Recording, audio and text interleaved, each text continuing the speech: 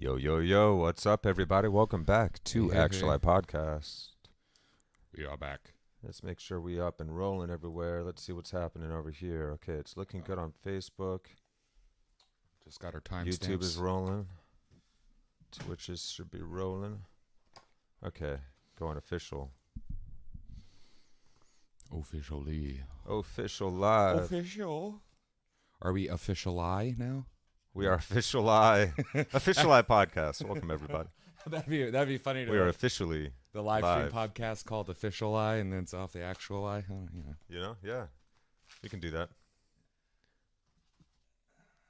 And then on our Instagram, it will be like the official after. Yeah. Official eye, official page. This is the way. Oh, So welcome everybody to the stream. Looks like things are good and rolling. If you got things to say, feel free to chat them up. Try and catch you. And we'll respond.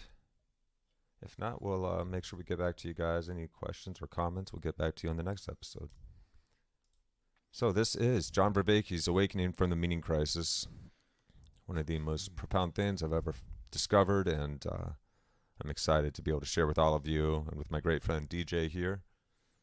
We also play in a band called American Dharma, and we got a show coming up in Mechanicsburg, Pennsylvania, this Saturday. We're going to be going on around 4 o'clock. What's this? It's a full-day festival up at Love Drafts. Love drafts. Yes. Lots of bands, lots of music, amazing craft brews, and amazing food as well, and Nintendo 64s in the walls. Oh, yeah. Yeah, don't play this guy in whole- Smash Bros. Unless you want to lose horribly. That's all I got to say.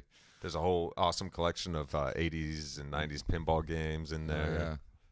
Yeah, it's really cool spot. And they got that one game with the shoot 'em guns, and you got to go around Area 51 cleaning out the zombies. Oh, yeah. Yeah, that's like my favorite, man. Yeah. Ever since I was Area 51, right? Yeah, oh yeah. I think I got a high score on that one last time I was there. Did you? Nice. I Yeah, need you to did. fill I up the whole remember. I board. remember. Yeah. Yeah, Take it over. yeah. We'll be like, who's this guy? Leave your mark on the arcade It's the only machine. game I'm actually really good at, other than like Minecraft. Which to be really good at Minecraft, it's not like competitive. So You must have gotten to play that a lot back in the day, huh? yeah, that, and there was a bar in Shepherdstown for a while that had the arcade thing going on. So they had Police Academy, Nice. and then they got that one, and oh yeah, I had, Oh, yeah, they had like 1942 or 1943 up there, that Capcom overhead flying game. Those games are great, too. oh yeah, man. I love them. Yeah, the top scrollers. Yeah. Oh boy. Yeah, those were classics. All right, so this is it right here. We're getting into part 7, Aristotle's worldview and Erich Fromm. Last week we covered part 6, which was Aristotle, evolution, and Kant. Yes. And Yes. that introduced us to the I don't want to butcher the language, but basically instead of it, action, reaction, third reaction, we were introduced to this conundrum of this recursive loop that is biology, that is life, that is this Yeah. continuance This reciprocal feedback and association that we have with existence.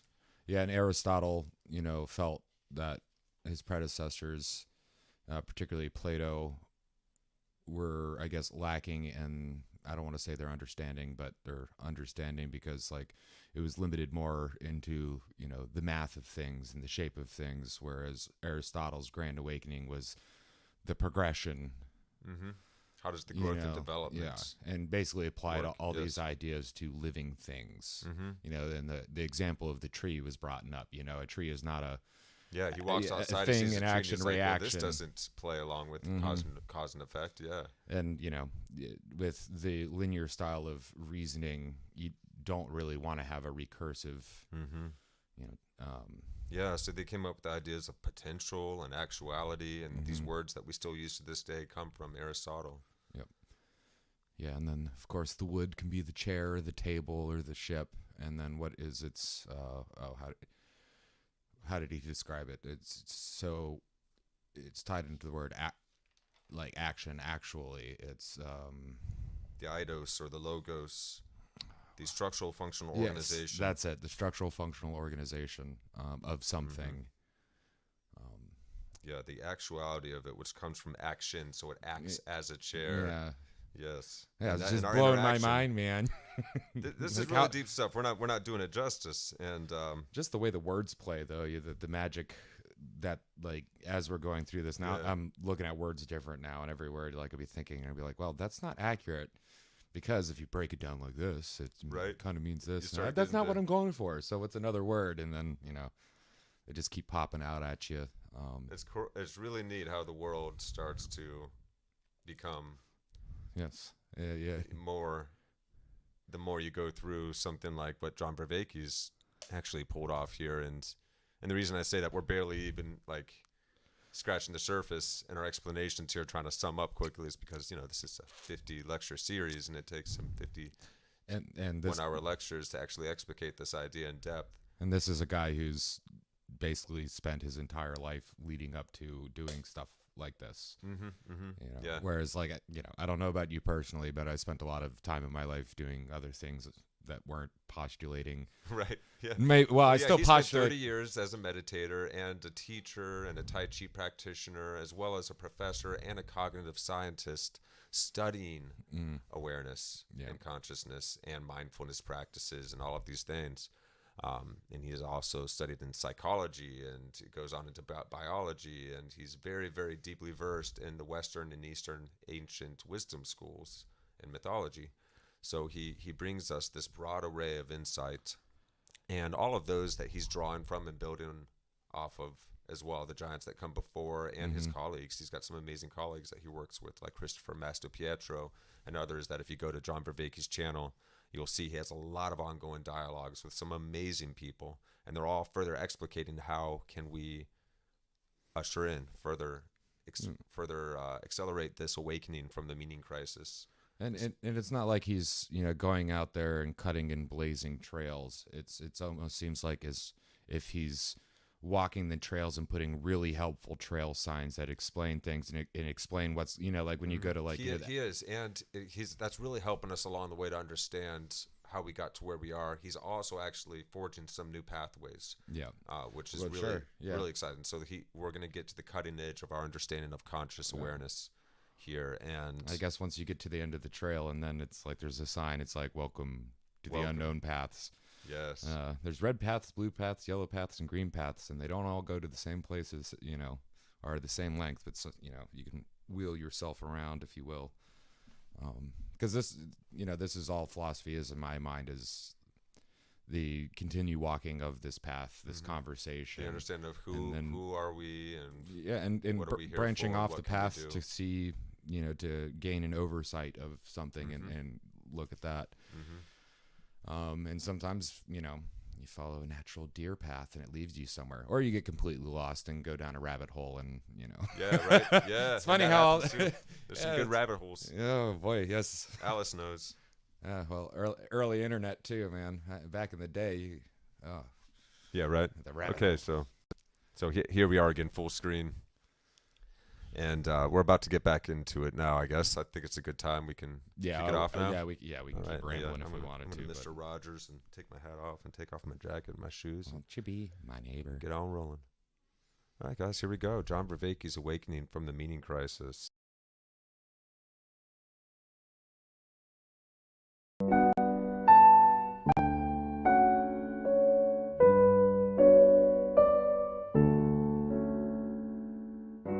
Welcome back to Awakening from the Meaning Crisis. So last time we began our discussion of Aristotle and how he has contributed significantly to our understanding of meaning and wisdom.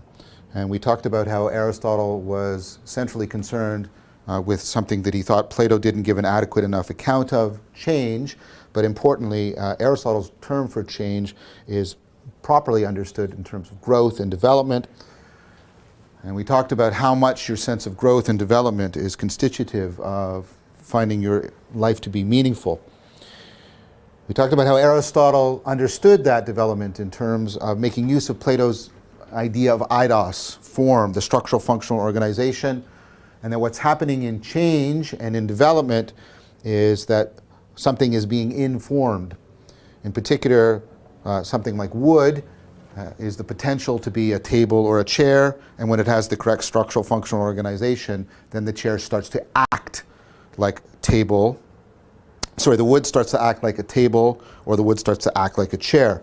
And that is then the idea that when you inform some potential, it gets actualized into a particular thing, and so change is the actualizing of potential via information. And then in order to understand that better, we leapt ahead to look at a current account of growth and development that was directly inspired by Aristotle. We looked at Alicia Uraro's work, and we went through the discussion of what a dynamical system is and how we can use it to understand growth and development in terms of the idea of a virtual engine. We then returned and used that language to better understand Aristotle's idea about wisdom as the cultivation of character, where wisdom is to create a virtual engine, and there's a deep connection between being a virtual engine and the cultivation of virtues. Right? That wisdom is the cultivation of a virtual engine, a character that regulates your self-development, in fact, your self-making, so that you can actualize your potential. You can live up to your potential. And what does living up to that potential means? It means, and we talked about, it means moving through that hierarchy that we talked about last time. The hierarchy of actualization from the mere plant to the animate thing, to the mental thing, to the rational thing.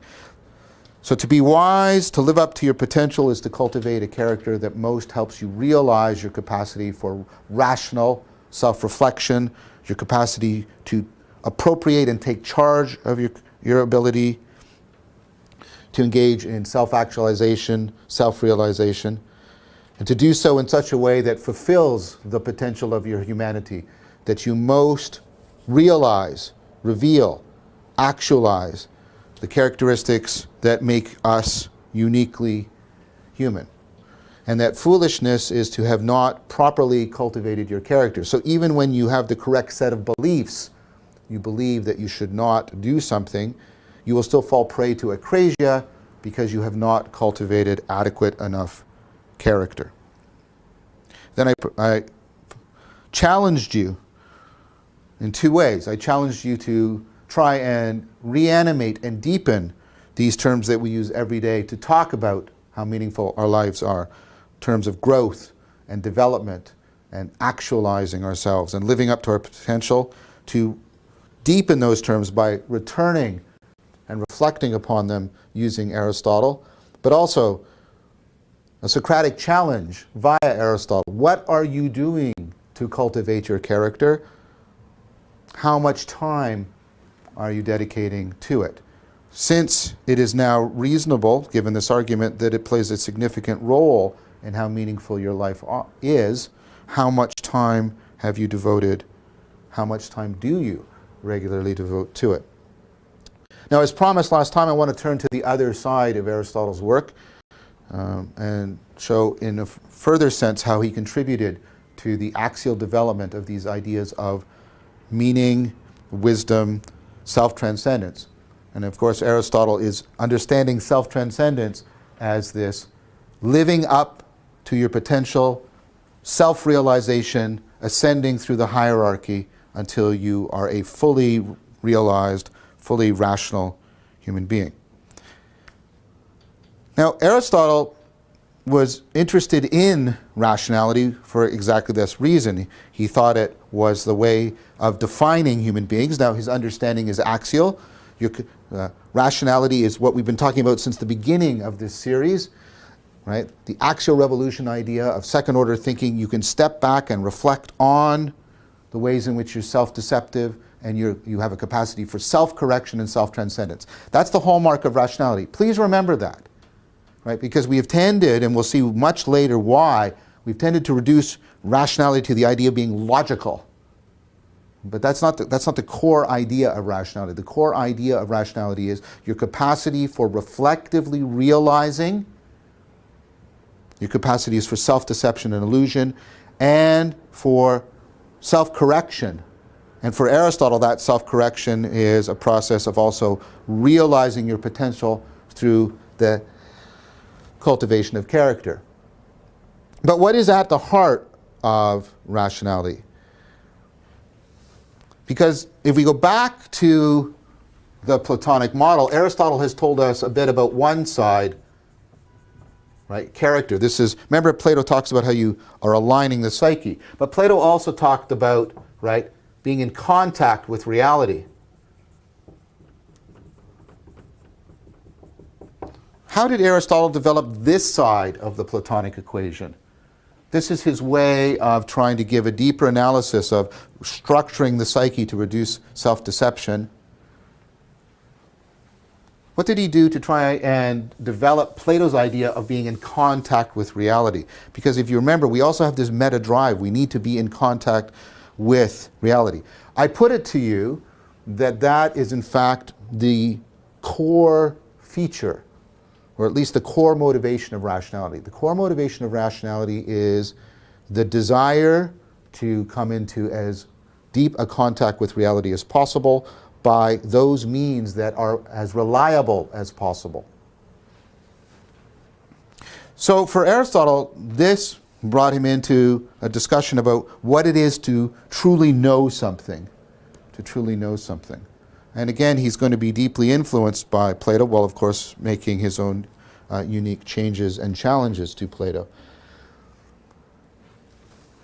So we have got a view in which we think, we largely conceive of knowing as being able to give a very accurate description of something.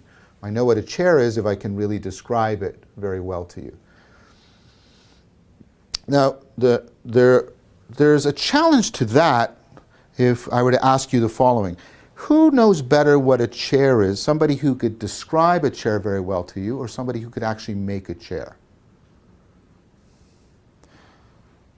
And many people would say, well, you know, the person who can describe it doesn't really understand, and they'll probably struggle for words here, and they'll use words taken from Aristotle without realizing they don't get the essence of a chair, right? Because if you can make a chair, then you've grasped something more. And this is again related to this notion. If you can cause a chair to be, if you can cause it to be, then you deeply understand what a chair is.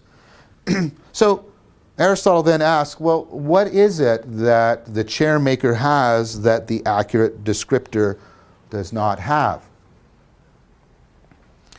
And again, it goes back to what we saw before. When I gave you my description of the bird, you know, it has wings and beaks and all this stuff, and I was lacking the eidos. I was lacking the form, the structural functional organization. So Aristotle says what the chair maker has that the good describer doesn't have is the chair maker actually has in their mind the eidos. Think of it like an architect, right, that has a blueprint. Okay. The architect has in their mind the structural functional organization that is actually going to be shared in the building. The architect has the eidos. The chairmaker has the eidos in their mind, and they can actualize, they can use that eidos to actualize the potential in the wood to make the chair. So to know something is to possess the same eidos as it. Now, the architect, right, when he has the eidos for the building, he doesn't have a material building in his mind. You couldn't go and house a family of 5 inside his mind, right? When we say that it has the same pattern, we don't mean it's actualizing the same matter as wood and metal in a building, but the same form is there. So for Aristotle, when I know something, and this is the original meaning of this word, right? There's conformity. I share the same form with it.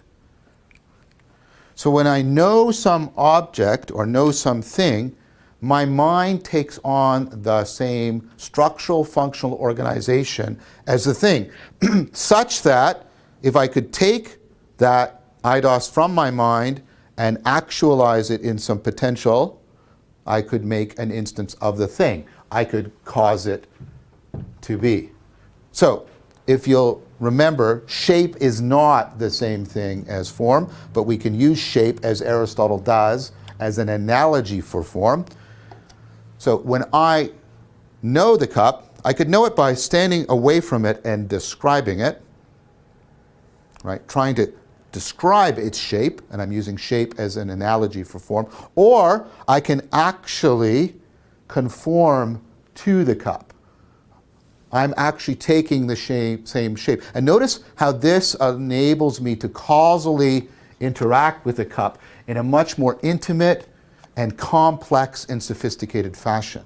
So when you know something, for Aristotle, your mind is in conformity with it. Now, that's really important, because that means in Aristotle's theory of knowing, there's no distinction, as we typically have, between knowing and being.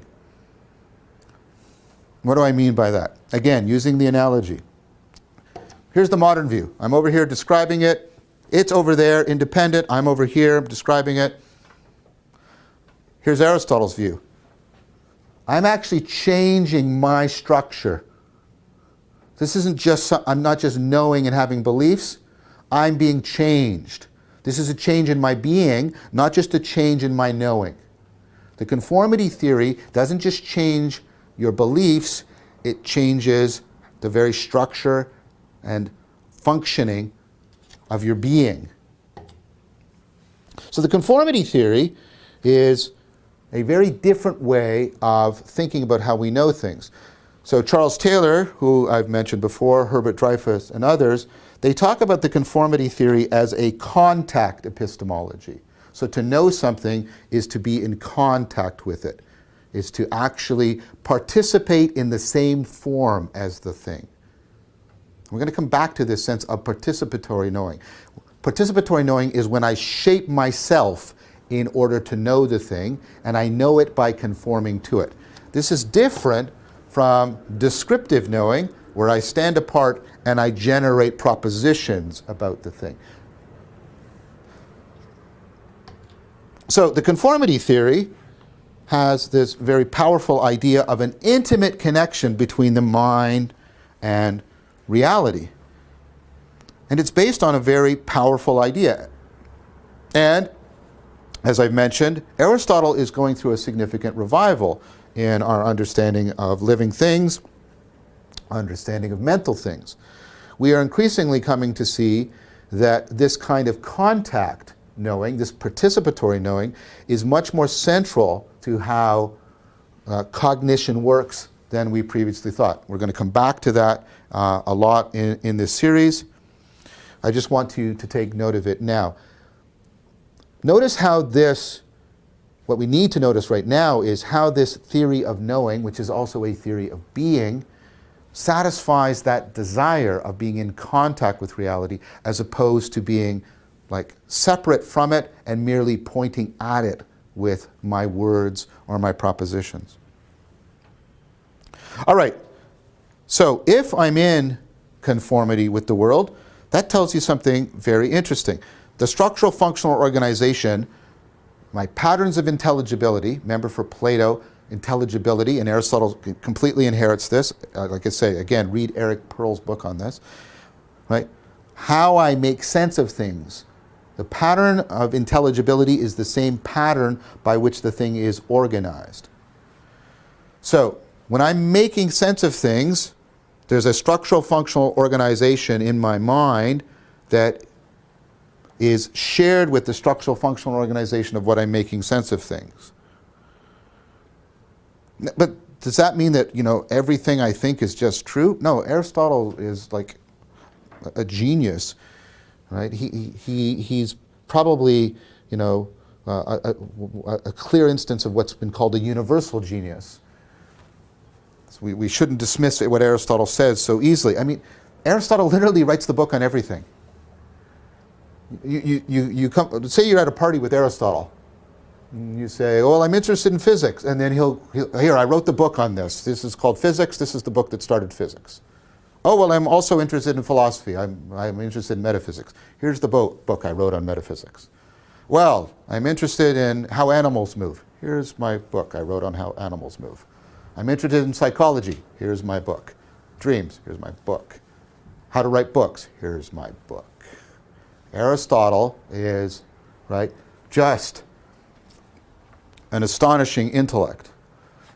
So what does he mean then? Well, what he means is, right, that after we've done all that axial age, second order thinking, after we've done all this Socratic and Platonic argument and discussion, all we've done this rational reflection, once we then get to that eidos, that structural functional organization, we can be confident that what structural functional organization we're finding and how we make sense of things is the same. Or to put it in a slogan, when we've made sense of things, the pattern in our mind is the same as the pattern in the world. So, what are those processes? Aristotle, like everything he does, he tries to explicate a little bit more. So, think about this. Think about how you try and determine if something was real, if it really is the case.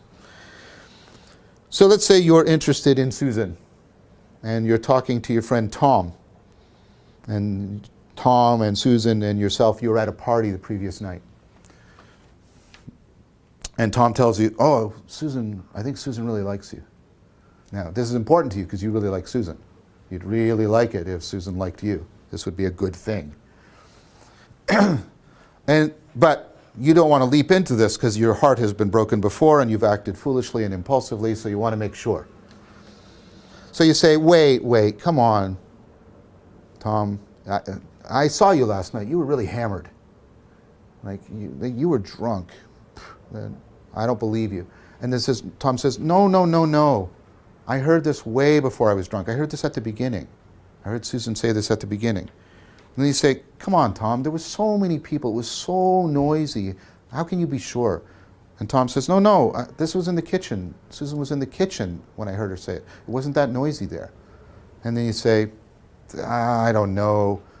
And then Tom says, yeah, but Andrew and, Jane also heard Susan say that. And you go, oh, wow, I think Susan likes me. So you do these 3 tests. You make sure that the relevant organ of cognition, right, your attention, right, your memory, your brain, was functioning normally. Yes, it is. It's functioning normally. Okay, so I was sober. You make sure that the environment isn't creating distorting conditions. Too much noise, right? No, it's an optimal environment. So let's do this. Organ operating optimally, environment optimal or really good, and then I look for, did other people experience it? Intersubjective agreement. So this is what you do, right? You very carefully try to get your mind into an optimal state. You make sure the medium is the best, right? And you do a lot of intersubjective discussion to make sure that you're in agreement with other people. So you do really deep philosophy. You argue and discuss. You enact like the Socratic thing. You really train your mind. You get the appropriate conditions. You do all this. You come to some agreement. And then once you get there, you can have significant confidence that you're in conformity with reality, that the pattern that's in your mind is the pattern that's in the world. Now, I point this out to you, not because I want to say that Aristotle's ultimately right, because we're going to see how that way of doing things was challenged, but I want to point out to you how you still do it now. There's something deeply plausible and practical in what Aristotle's saying. This is how you, on a day-to-day basis, try to make sure that you're in touch with things.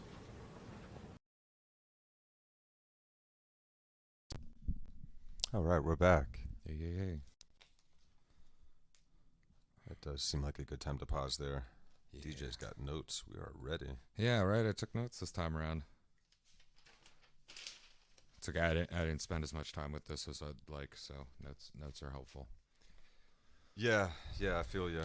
It helps me recall what we just went through, actually. What we were subjected to. Because the brain, it starts to, run into all these different tracks of interesting thought lines you can go down. So you start exploring. Or following the little fairy lights and getting lost. Yeah, I got to track back. So yeah, so we are learning more about how Aristotle really focused on the process of self-development, self-transcendence, to become fully rational, a fully functional human being, and to be rational, as the term originally meant, was to be self-reflective, self-transcendent, and self-correcting constantly. So this reciprocal interaction with the environment, constantly updating the mindset to be able to conform better with reality, and then reality gives you better feedback, and so it becomes a recursive loop. I think that's the term is second order thinking. Second order thinking was something that was a very major part of the Axial Age revolution. The self-reflection, self-reflection, self-deception, and then well, add more people into the mix. Really, and then the capacity for self-deception. And then just imagine, more people also working on the capacity for self-correction.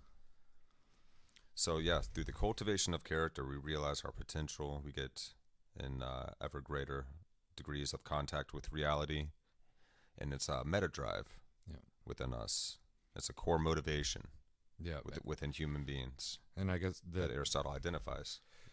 And character and contact with reality is being merged. And using, the same tools you would use to, develop wisdom, develop your character, are the same tools that you can use to understand reality. Now we're getting some wizard territory here. This is cool. So and it's cool. I like that he gives us that difference between just being able to really well describe a chair is not the same level of knowing as knowing exactly how to build a chair, because you understand all the ins and outs, the measurements, the feeling, the two types of knowing that are the heart of rationality. One of them is it's like information versus conforming. One of them's the being able to tell you about the chair, knows everything about the chair. But the other is the eidos of the chair, the structural functional organization form of the chair. Yes. And it's interesting that he mentioned brings up craftsmen, and like the craftsman of the chair is when you're making something, you really do have to conform to it. Yes.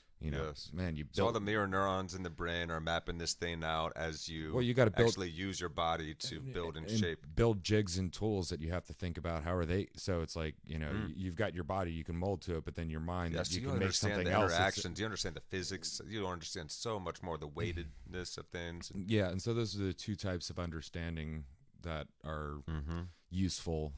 Or at the heart. I've got a nice little heart of rationality.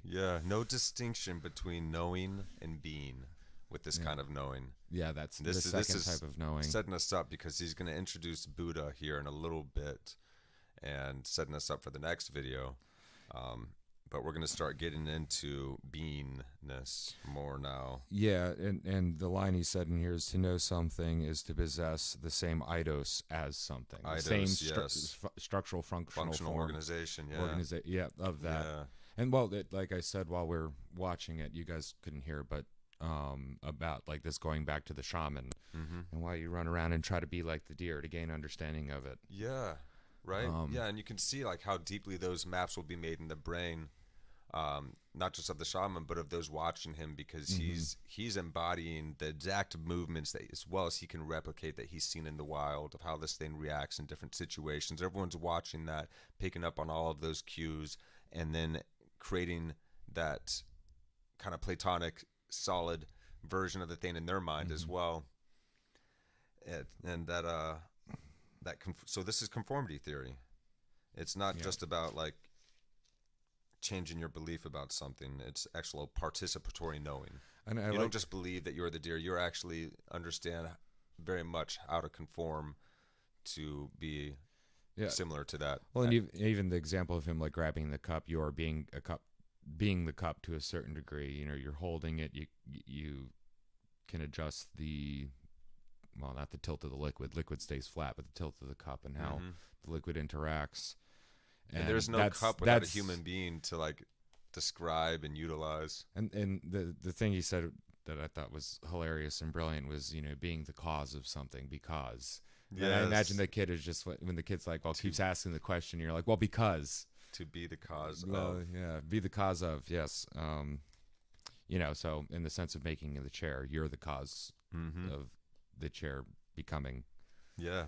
Um, Yeah. That there's an intimate connection there between the mind and the reality. And that's what Aristotle is then trying to help us learn how to do, is to further allow ourselves to be in a participatory relation with existence. like you got to participate. How often have you heard that? Well, you have to participate. And I don't want to. Well, you're not going to understand it if you don't participate. And how do we know if something's real if we don't? Yeah. Wow, man. So right. And that's the question. How do you know if what's real? If your perception of things is accurate? And so this desire that we have within us for self-reflection, for self-transcendence, for self-correction is it's a healthy core drive that at our detriment we slack off on. Well, slacking feels good. It does sometimes, though. It's good to have moments to relax, and that's something that we forget how to do, is we forget to breathe just deep in our stomachs. Like when you see it, you see it in babies, you see it in animals.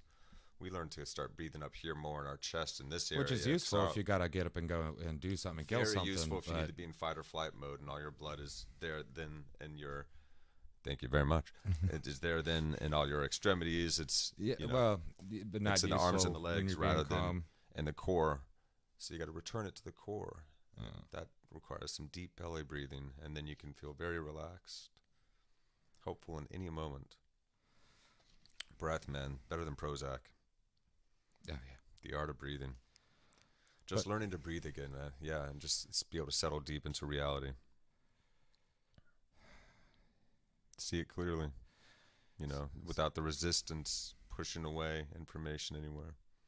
Taking as much as we can to really be able to delineate between what's true and right and good for one and all. Really seems a good compass for us. Yeah, so getting back to the conformity theory, that was a wonderful thought. But well, that's what I mean. That's conforming and with reality. And it's our core desire to conform to the world and make sure our mind's understanding of the world is as close as what the world actually is. And getting back to horror, the greatest horror you can feel is not like it. The way the world is not the way your mind thought of it as. That's like the breakdown you see when people have a breakdown before they come to a realization. I think you said aphasia or aphasia. And then acrasia is the disconnect with ourself, our truth, and our knowing of ourself with reality. So we're not truly honoring our promise, our potential. We feel that innately as well. So that's the acrasia. Yeah, and that would be the opposite. Like we have this drive to connect with the world by understanding the world, and then the reaction to not doing it. Much like love. There's love, and then the reaction to not love. Yeah. The symptoms of the lack of love. And like going all the way back, what was it? Socrates and the philosophia, philosophy, the love of wisdom, of wisdom, and it's like the fellowship, love of wisdom. Yeah. So engaging in fellowship together in the love. So that's that's the riding love current. And like I don't necessarily think there's a significant amount of people that aren't trying to expand their understanding and connect to the world more. How to explain this? We really all are trying to do that in so many ways. There are some people that, like, very few people that will use this knowledge to manipulate and don't have that love. And it's a power thing opposed to a love thing. But I think there's a lot less than what you'd actually think. Everybody wants to think everybody else is corrupt and horrible and evil people. But I think, even the most misguided is still trying to come to grasps with what the world is, what they see it as. Typically do seem to think that what they're doing is right. Well, if you can't change yourself in your mind, what do you have to do? You have to change the world. So you have to get some power if you want to change the world. The world's a big thing. Very true. Very few truly evil men, but the good men that look on and do nothing is what causes those monsters to Yeah. persist. That was a horrible Well, yeah, you dangling know, of an Einstein quote. responsible, you know, having a healthy, responsible community, part of that is being able to figure out who those who would wish to do harm to gain power are and make sure that they don't rise to the top and take everybody out. That's our hero story, like the Wild West stories. Yes. You know, the guy who comes in, Yeah. you know, you know, even, you know, at the end, even the sheriff has to respect him, you know, like, but yeah, I remember the quote now. It was, the world is not dangerous because there are so many evil men. In fact, there are very few. It is because of the good men that look on and do Yeah. nothing. It's a warning. Big time. Yeah. True that. Well, let's see if I got anything else. Oh, yeah. So, how we tell if something's true or not, and he broke it down really well into these three different things. It's basically you got the primary source, which in this case was your buddy telling you that so and so likes you, but it could be yourself too. I see this, I observe this. Well, you got to check in and make sure. Well, was I sound of mind, or like if it's like a UFO thing, do you got actual recording equipment, or is it a grainy dot? That's right. You So know? you check if your measuring tools are working optimally. Were you sober in this case? Yeah, but hey, in the case of UFOs, we can take it all the way through. So, did you have a good camera? You know, Was there any static in the environment? yeah, that would mess up your camera or anything else. And then the next thing in your environment, would be, are you next to an airport? Are there any military bases around? Are there a lot of people who have drones and stuff? Do you live in like a high, base, upper middle class area where people have toys that they play with and all that stuff? So that would be in your environment. It's like, nope, I was out in the middle of nowhere. There was nothing. No military bases, nothing. I got in the middle of nowhere. I saw this thing. I had a really good camera that captured it. Well, then the third is, was there anybody else? Intersubjective agreement. Yeah, the intersubjective. Yeah, and right down agreement. the hill, there's like a highway, and cars start stopping and getting out, and everyone was looking up and pointing at the same thing I was looking at. Well, and interestingly enough, our like entire legal system is kind of built off of that same structuring, where do you have a reliable witness? Was the environment that witness in? Mind state that witness was in clear and and then were there other witnesses or same thing with evidence, but it's like these this. Well, it's good to know that our legal system functions like that, at least has that in it, because if it didn't, oh boy. Really? Well, and at periods of times our legal systems didn't have this reasoning. No.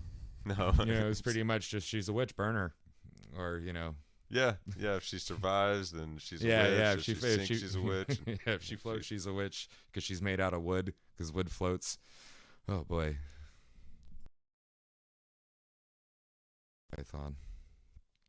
Reminds of Monty Python. It reminds me of Monty Python, and they were doing this reasoning where they're standing up there, and it's just like, well, if the witch floats, what other things float? Well, a duck floats. Then she must be lighter than a duck. So they weigh her against the duck. Yeah. But and then the arm, the duck arm was real long, and her arm wasn't very long. So the duck, of course, was heavier than she was, and So if somebody's lighter than a duck, they're a witch. Yeah. I think it's something like that. But yeah. Oh no, Monty Python's brilliant for that. Like humor is one of those you can learn some really, really deep wisdom through things that are just ridiculously, obtuse and absurd. Absurd is. And the you can word bring that comes love up. into the most difficult subjects. Sure. And allow us all to laugh together and to see a truth together. Well, in humor, somebody loves you when they rag on you, so they wouldn't really rag on you if they didn't. Right. You Yeah. know what I Because mean? there's an endearing. It's like if I like you, I'm gonna mess with you. I'm sorry. That's how I learned to love. So now we're gonna mess with Vervaeke. Hey, buddy. Yeah, man. Pretty cool for a Canadian. Oh, you can't see what I'm doing over here. Hold on. Oh, were you picking his I was nose with trying the to- yeah, I pointer? Yeah. Get a little draw tool and put a mustache on him. Sorry, Vervaeke. All right, so let's jump back into it. You ready? I am ready. All right. So how are things? What is the structural functional pattern of the world when I'm making sense of things? So Aristotle is also, as I said, considered, a foundational figure in science. In fact, for literally millennia, right, a millennia, he is basically identical to science. Knowing Aristotle is to know science. So he's building upon all the pre-Socratic philosophers before him. But basically, what he says is, okay, how is the world organized? What is the structure of reality? Well, how does it look to us? What can we all agree on? Okay, so we're all stone cold sober. Clear day. We can all talk. We can agree. And this is when, now try to get back to Aristotle's time. This is how things seem to all of us. We're at the center. And this is something we're going to come back to, because that's how your perceptual cognitive system seems to operate. You're at the center. Things are moving around us. So he has a geocentric worldview. The Earth is at the center. Well, why do things move? Like, why are things moving? So he has the idea, again, that things move for the same reason you do. Remember Thales talked about that? The magnet is moving, you're moving. Look, when I lift on this and it's pushing against me, that feels no different to me than when a person is pushing on me. It feels like the table is moving itself against me. Again, don't concentrate on whether or not this is true. Concentrate on how much sense it makes.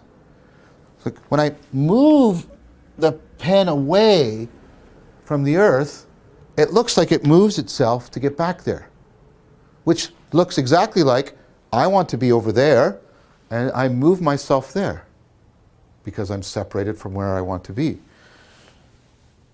So Aristotle's idea is that everything, right, is made up of elements, basic elements like earth, water, air, and fire. Things that have a lot of earth in them, like this marker, want to be where earth naturally is. Earth is at the center. So as you move things away from the earth, things fall back towards it. Water is going to be on the surface, fire moves up, and air is above. So notice when I burn some wood, how much sense this makes of it. Because when I burn the wood, the fire comes up, the water that's evaporated spreads out as condensation, right? And then the ash, the earthen part, falls down. So for Aristotle, the earth is at the center, and this is the thing. Everything is moving by a process of natural motion. Everything has an internal drive, just like you. Everything is trying to get where it belongs. Everything has a natural place. So, and this is very important, everything is moving on purpose. Everything is trying to get where it belongs. So notice how meaningful this view of things is. Everything is moving, just like you. You're doing things to get where you belong, and where you are where you belong, then that's, right, the fulfillment of your goals. That's what makes your life meaningful. So all of these things, everything in this cosmos, remember we talked about that when we talked about Pythagoras, a beautiful order. Everything in this cosmos is moving purposefully, meaningfully. Now it's important that you resist the temptation here to be smug and say, wow, what a silly idea. I mean, thinking the Earth's at the center. Isn't he a Luddite? Right? No, because the idea that the Earth is not at the center, that the idea that the Earth is rotating, was known in the ancient world. It's known by Aristarchus, for example. The problem with this view is that there were great counter-arguments about it. Look, if the Earth is rotating, right, and you think the Earth is rotating, that means if I'm on the Earth and it's rotating and I drop an object, right, as the object is dropping, I'm moving forward with rotation, I end up here, and the object drop should then end up behind me. Because as I let go of it, I'm moving on the Earth that's rotating, and it should fall behind me. So let's do it. Let's run the experiment. Oh, it doesn't fall behind me. See, what you need to realize is that until you also have an idea of something like universal gravitation and other ideas like inertial motion, the idea that the Earth is rotating actually doesn't make good sense of the phenomena. If it's rotating, why am I not feeling a breeze on my face constantly when I face one way rather than the other? So there was all kinds of arguments. So Aristotle has a sense that we can still appreciate.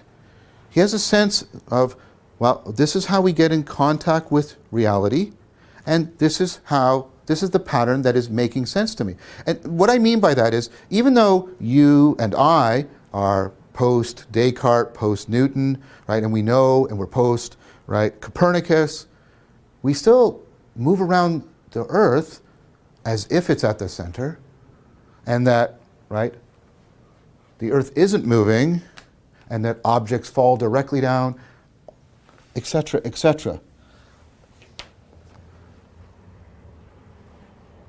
So given the tremendous plausibility of Aristotle's proposal, we can now put these two sides together. You've got the geocentric, right, world. And by world, I don't just mean the Earth. I mean the cosmos, right? With the Earth at the center and everything moved by natural motion. And then what we have over here is we have the conformity theory of knowing. And I'm going to hyphenate these words because these are not separate for this theory the way they are for us. Knowing, being. It's a way of being and a way of knowing. And what I want you to see is how much they mutually support each other. This is very plausible. That's why I told you that whole story about the person who knows how to make the chair. And once you admit that this is plausible and you use Aristotle's test, it supports this view of things. Because if the conformity theory is right, and I do all of this rational reflection, this is the intelligible pattern that I see. Now, I can look at this and say, this is the intelligible pattern, and it's plausible. It makes sense of so many things. And that view of the world then lends evidence that I am, in fact, in conformity with reality. It provides evidence for the conformity theory. And notice these two things are now mutually supporting each other. That's how you get a world view, right? You have an account of the world, and you have an account of how you know the world that mutually support each other in very strong bonds of plausibility.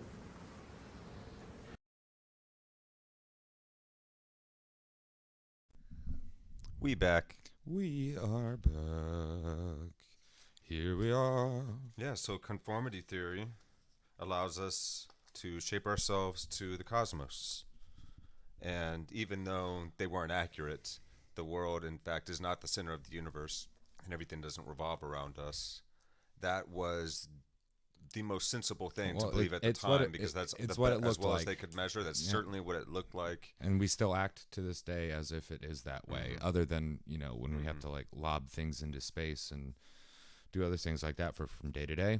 Yeah. It's not much different, And it's understandable then that why human beings will hold on to ideas when something new comes along that is actually updating us. We can be a little bit slow into the acceptance of it because we're really trying to make sure that it's true. We're trying to go through that verification process, right? Yeah, a scientific method should. The reason why we believe the things we do now is because there's good counter arguments with the information and understanding level that we have now. Yeah. It seems we do that culturally too over periods of time. Well, it's the merger of, what works for wisdom and character also works for the understanding of reality. Yeah, the thing has got to be intersubjectively agreed upon by a large number of people before it becomes a larger zeitgeist for the world, a larger world order for everybody, you know.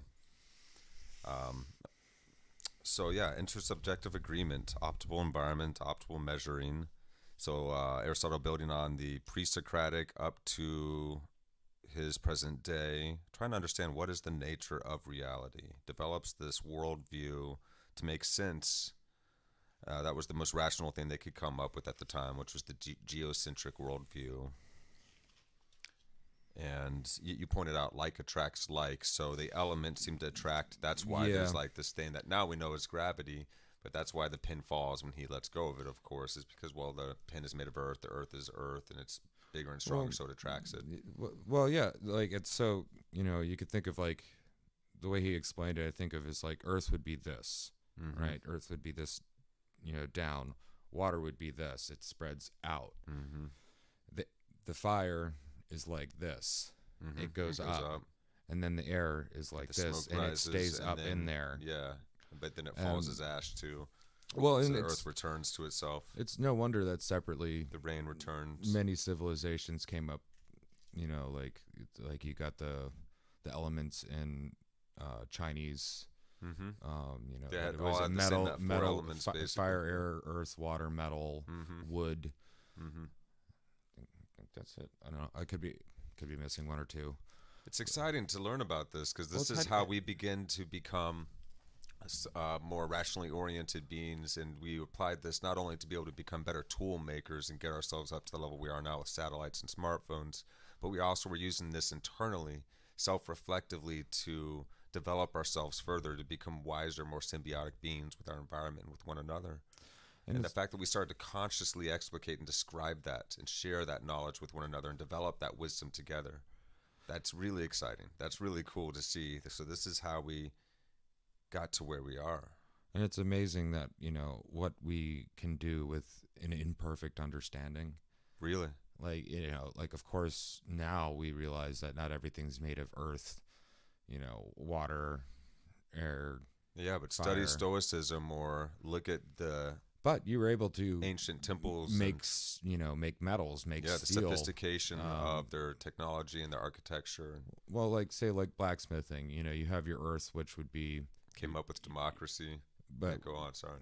Which would be, you know, so in like blacksmithing, you have your earth, which would be your coal and your metal, and then you have your air, which comes up through your toyer to help build heat, and then you have your fire, which is literally fire, and then where the water comes in is not the quench. I know everybody's like the quench, but when you're using coal, you put water around so the fresh coal that you put over the top doesn't immediately burn, so it then burns down into coke, which is actually what makes the heat. It's not the coal, like you're cooking it down as you go.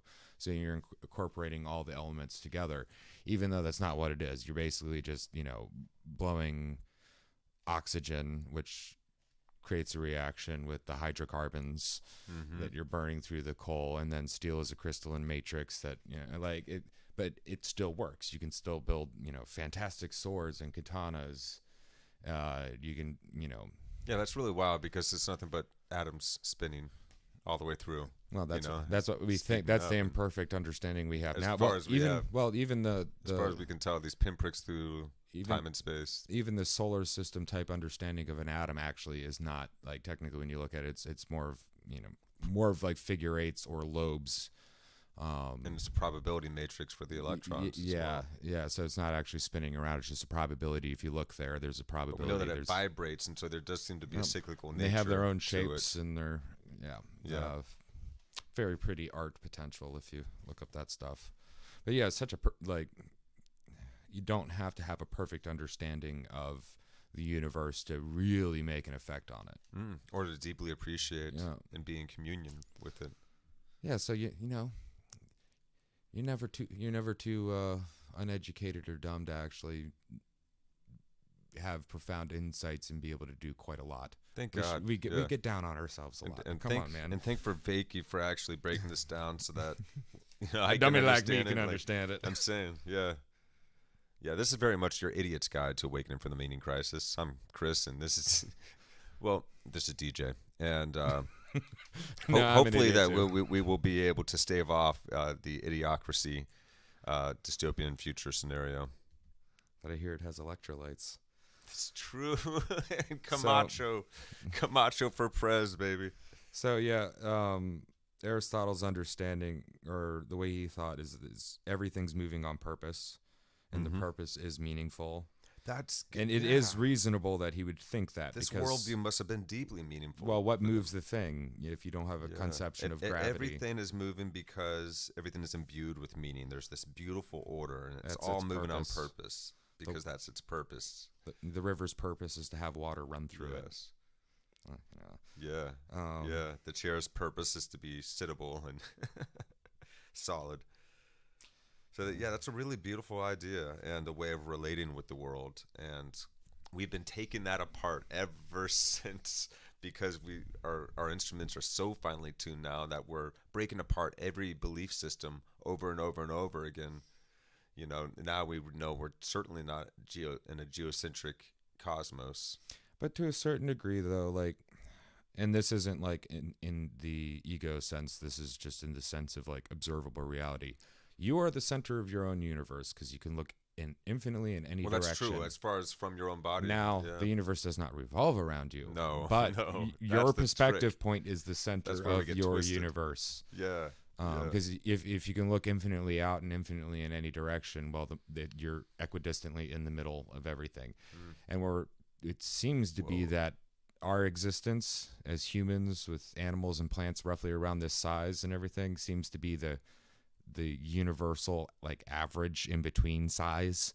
You know, we're not galaxy or galaxy cluster size, but we're also not subatomic either. We're like in the middle, because you can look infinitely big and infinitely small. That's the fourth dimension, the in, the out. Yeah, and we have a somewhat small to medium-sized sun, right? Yeah, and it's not a spectacular sun. We're a weird planet. We've got one moon, which is rare. It's either no moons Works or out multiples. Oh yeah, well the tides are more predictable. We got smacked by another planet. Can you imagine the weather with 3 moons that are like pretty close to each other?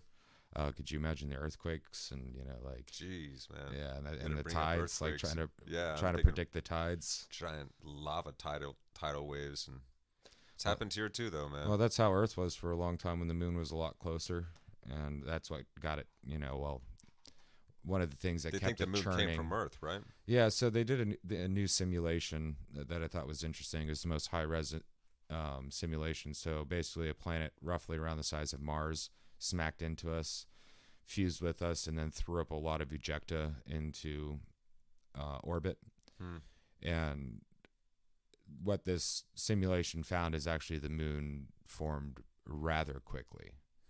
And what happens when you do that with like liquid, like basically it'd be glass at that point being ejected into space because it's so hot. It's like volcanic, like plasma. And pure hot magma. Well, the conspiracy theorists, the hollow moon conspiracy theorists, I don't think they're right in the sense that there's an alien base inside the moon, because when the lander landed, I know about hollow Earth. I didn't know about hollow moon. Yeah, well, apparently when the lander landed, it created a ping, like a bell. Well, like say if you got slag, which slag is glass that comes off of something, you'll see those little round pellets that went through the air. If they're big enough and dry quick enough, they'll be hollow.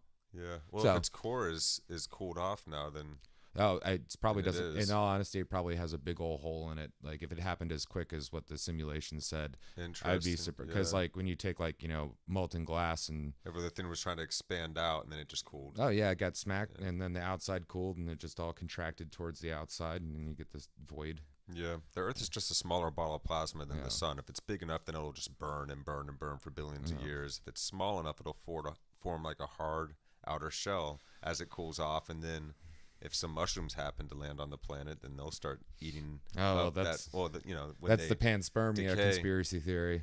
Yeah, well, except it's not a conspiracy. I think that's the most likely. I mean, we know that the first organism to walk on land was fungus.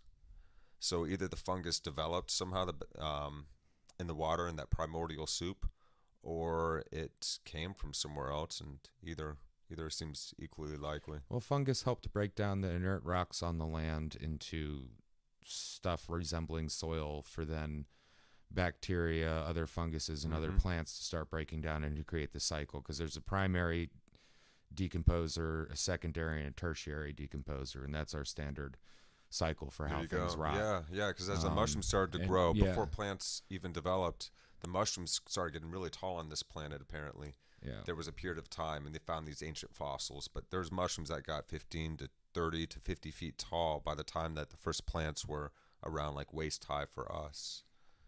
And those are like more like fungus-based mushroom-looking plants with like a couple of stems coming off of them Well- before they started to become the hardy plants that they are now. An interesting thing about fungus is it can exist as a primary decomposer, secondary decomposer, and a tertiary decomposer. Mm-hmm. Whereas, like, like animals are usually your primary decomposers, your bugs that get in there and, like, eat the whatever, and the bacterias that, like if you ever seen roadkill that's about to pop. Yeah, That's doing but they're that. all the way. But, through the the yeasts, process the of- funguses, there's the primary ones that start the reaction, the secondary ones that help break it down into nutrients, and then, like, the plants, like, your plants tend to be your tertiary.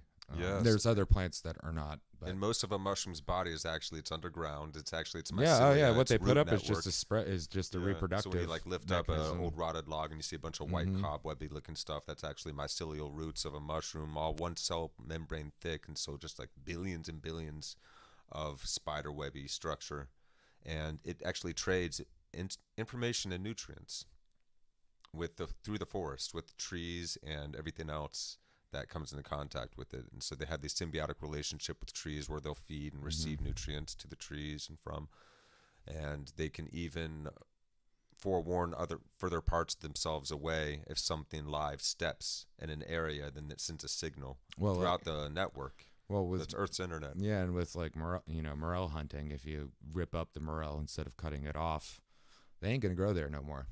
Whoa, smart. Yeah, right. They know. Yeah, and then there's slime molds, which is Freakish. those are aliens. I swear. That was probably early. Well, we got slime molds. Probably had a We lot got of slime. We we still got slime, do. Yeah, everywhere. slime molds now, man. Yeah, no, but I'm saying maybe that's the way it was primordial times. A lot of it was slime molds. Yeah, well, they're mobile. They can get around, they can creep, they can crawl, they can network in real time. You can watch them move and pulsate. Oh my It's gosh. really weird. Yeah, nightmare fuel. The beginning. Well, and it's interesting. We're talking about like how would we understand where life came from in the universe, and how is the moon made and stuff like that? Because we've had a whole bunch of theories, and now we have simulation stuff that can very accurately simulate a high amount of. We still don't know Tiny all the little- way, but we know a lot We're more. getting better. Yeah. We should take a quick break. I gotta Yeah, pee. let's do that. And we'll Grab yourself a smoke or a snack. be right back. See you in a few. Yo, we're back. All right. Yes. What's up, everybody? So 30 seconds to get us back into where we're at. Aristotle's trying to find what are the patterns of this world, by observing what does it look like, and with reasonable assumptions, even though they were wrong in our eyes now because we know more, but they were still accurate enough. Things are of earth, so they want to go down. Things are of water, they want to spread out. Things are of fire, so they go up, and then things are of air, they exist in the air. So that brings us into purpose. The things of earth, their purpose is to go back to earth. Things of water, that's purpose is to spread out. And our purpose is to self-transcend, to realize, to self-reflect, to self-correct, so that we can further and further better conform to our environment. And Conformity theory. And Aristotle's level of understanding of the world, we still participate in the world as if that was true. The same way, just with different upgraded information. Now we know it's gravity, but we Yeah. still don't know what gravity is exactly. Well, even day to day, you're not thinking gravity. You're thinking, I don't want to fall off this curve or fall down those stairs. You're not thinking, oh, gravity. You're not thinking whatever the acceleration equation is. You're just, you go Right. down. Yeah. Things that are up go down. That's it, yeah. And you're not necessarily thinking the parts of me that are earth want to go down, and then, but still. So I think that's roughly where we're at. I think so. So we're going to jump back in now, guys, to John Vervaeke's Awakening from the Meaning Crisis.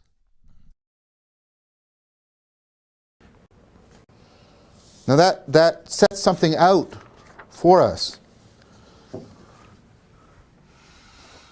Notice that there is now a deep connection, a deep bonding, as I say, between your understanding of your understanding and your understanding of the world. So, let's try and put this together. This is a view of the world that totally makes sense of your actions. This is a world organized according to, right, purpose. Things are moving on purpose. Things are trying to get where they belong. The structure of the world is very, very similar to the structure of your, right, the meaningful structure of your experience. So this view, basically, if you'll allow me a term that I've crafted with Christopher Mastropietro and Philip Misevic in our book, this, right, basically makes the external world an arena. An arena is a place that's organized such that you know how you can act in it. It makes sense to you. You know where things belong, what actions are appropriate, how to measure and calibrate your performance. And I don't mean just your physical performance, also your intellectual performance. If you are a football, right, player and you go into a football arena, things are organized in such a way that you know intimately how to be involved and how to interact. You can conform, listen to my language, you can conform to that situation very powerfully. Right? This, right, is how you become an agent. To be an agent is, right, to be capable of pursuing your goals. It's to be able to organize your cognition and your behavior so that your actions fit the situation. They fit the environment. So what you have when you have a worldview is you've got this agent and arena coupling. Aristotle is explaining to you how you become an agent, how you know and structure yourself to act accordingly, and then he's telling you how the world is, right, organized, cosmos, so that you can meaningfully interact within it. And these two, right, there's a process here of co-identification. The identity of this is determined by and determines the identity of this. And the identity of this is determined by and determines this. So the professional football player is a particular kind of agent. They're a football player, and they go into an arena. The arena allows them to be a football player. It affords them. Them being a football player makes sense of why this part of the world is structured the way it is. They co-identify. The identity as an arena and the identity as the agent co-identify. Now, this is important. We need to stop here and be a little bit more, take a little bit more care. Because I want to introduce an idea to you, this co-identification, because this is something you're doing all the time, right? You're always assuming an identity. I'm doing it now. I'm assuming the identity of someone giving a talk, and I'm assigning an identity to everything around me. Everything is, right, has the meaning of how it's facilitating and affording my talk, and even you as the audience have been assigned a particular identity. I'm always assigning an arena and assuming agency, and they are co-defining together. That is an existential mode, to use a term. This process by which you are co-identifying agency and arena so that they fit together and make sense of each other, and you get a coherent and functioning worldview, that's your existential mode. And of course, it matters really greatly to you. We're going to come back to this later. This is an idea from Clifford Geertz. It was an idea that he used to talk about religion in general, and we'll see about that later. But what I want to point out, because a similar idea was also proposed by other people like Buber and by Fromm, and although they also said there were important connections to religion, they didn't identify it just with religion. These existential modes, they are meta-meaning relations. What does that mean? If you do not have the agent-arena relationship, then none of your particular actions have meaning. If I put the tennis player into the football arena, it's absurd. It doesn't make any sense. Things aren't, right? The tennis player can do all they want and it doesn't make any sense. The environment is like, what? What's going on? That's absurd. Notice that word. We're going to come back to it. Right?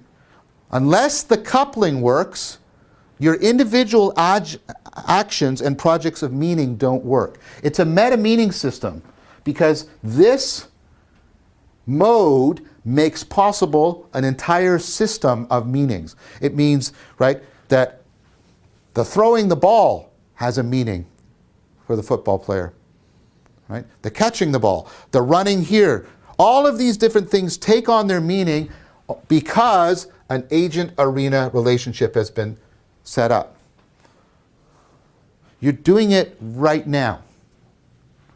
You have, you have assumed a particular identity, you've assigned an identity to me, and within that existential mode, everything you're doing and I'm doing take on whatever meaning they have. This is very, very important. This idea of your existential mode being a meta-meaning relationship, and that what it does is it's an instance, a particular way of enacting this worldview relationship. Geertz calls this thing we're seeing in Aristotle, the way you get this mutual support, mutual intelligibility, not as a static relation, but as an unfolding process. He calls this worldview attunement.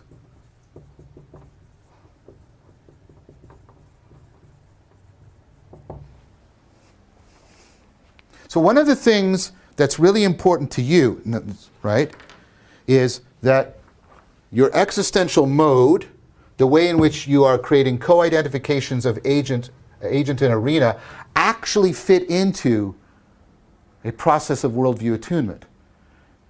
If you don't have a worldview with worldview attunement, then ultimately you can't get this going. You will be like the tennis player trying to play tennis in the football arena. You will start to experience your existence as absurd. It won't make any sense to you. Now that matters, right? Because one of the ways in which the meaning crisis expresses itself is in people saying that they feel existence is absurd.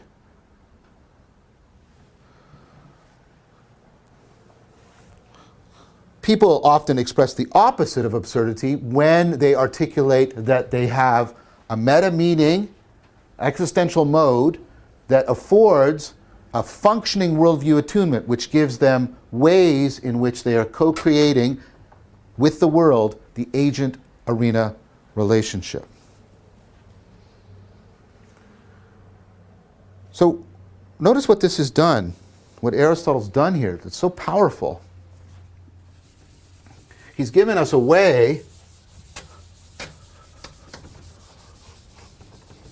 a language of articulating a connection between what we often don't see a deep connection between our projects of trying to intellectually understand the world and our existential projects of trying to feel like we fit in and belong in a meaningful fashion. That's what's so beautiful about Aristotle. He's given an integrated account of both of these. Now, for many of us today, we don't find that clear, consonant connection. We have a scientific worldview, a view of how things are, how we understand things given our science. But one of the most common complaints of that worldview is it gives us no existential guidance. It doesn't tell us how to make our lives meaningful.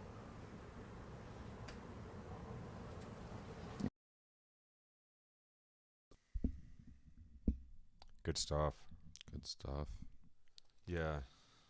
I hope you guys don't mind. I'm actually going to rewind it like 20 seconds. Yeah, let's get to hear that last part 20 again seconds because stuck in there.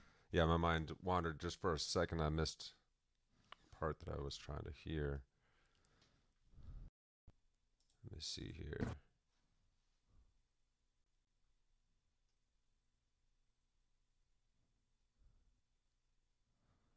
Let's say 30 seconds. Here we go. Now, for many of us today, we don't find that clear, consonant connection. We have a scientific worldview, a view of how things are, how we understand things given our science. But one of the most common complaints of that worldview is it gives us no existential guidance. It doesn't tell us how to make our lives meaningful. There was something right before Doesn't that. tell- Let me go back a little bit further now.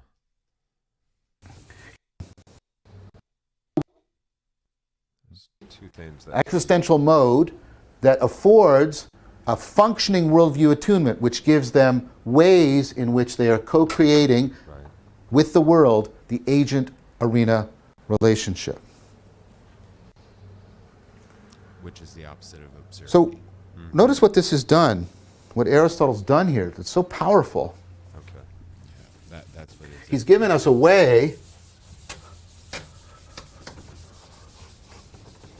a language of articulating a connection between what we often don't see a deep connection between our projects of trying to intellectually understand the world and our existential projects of trying to feel like we fit in and belong in a meaningful to that fashion. world in which we understand. That's what's so beautiful about Aristotle. He's given an integrated account of both of these.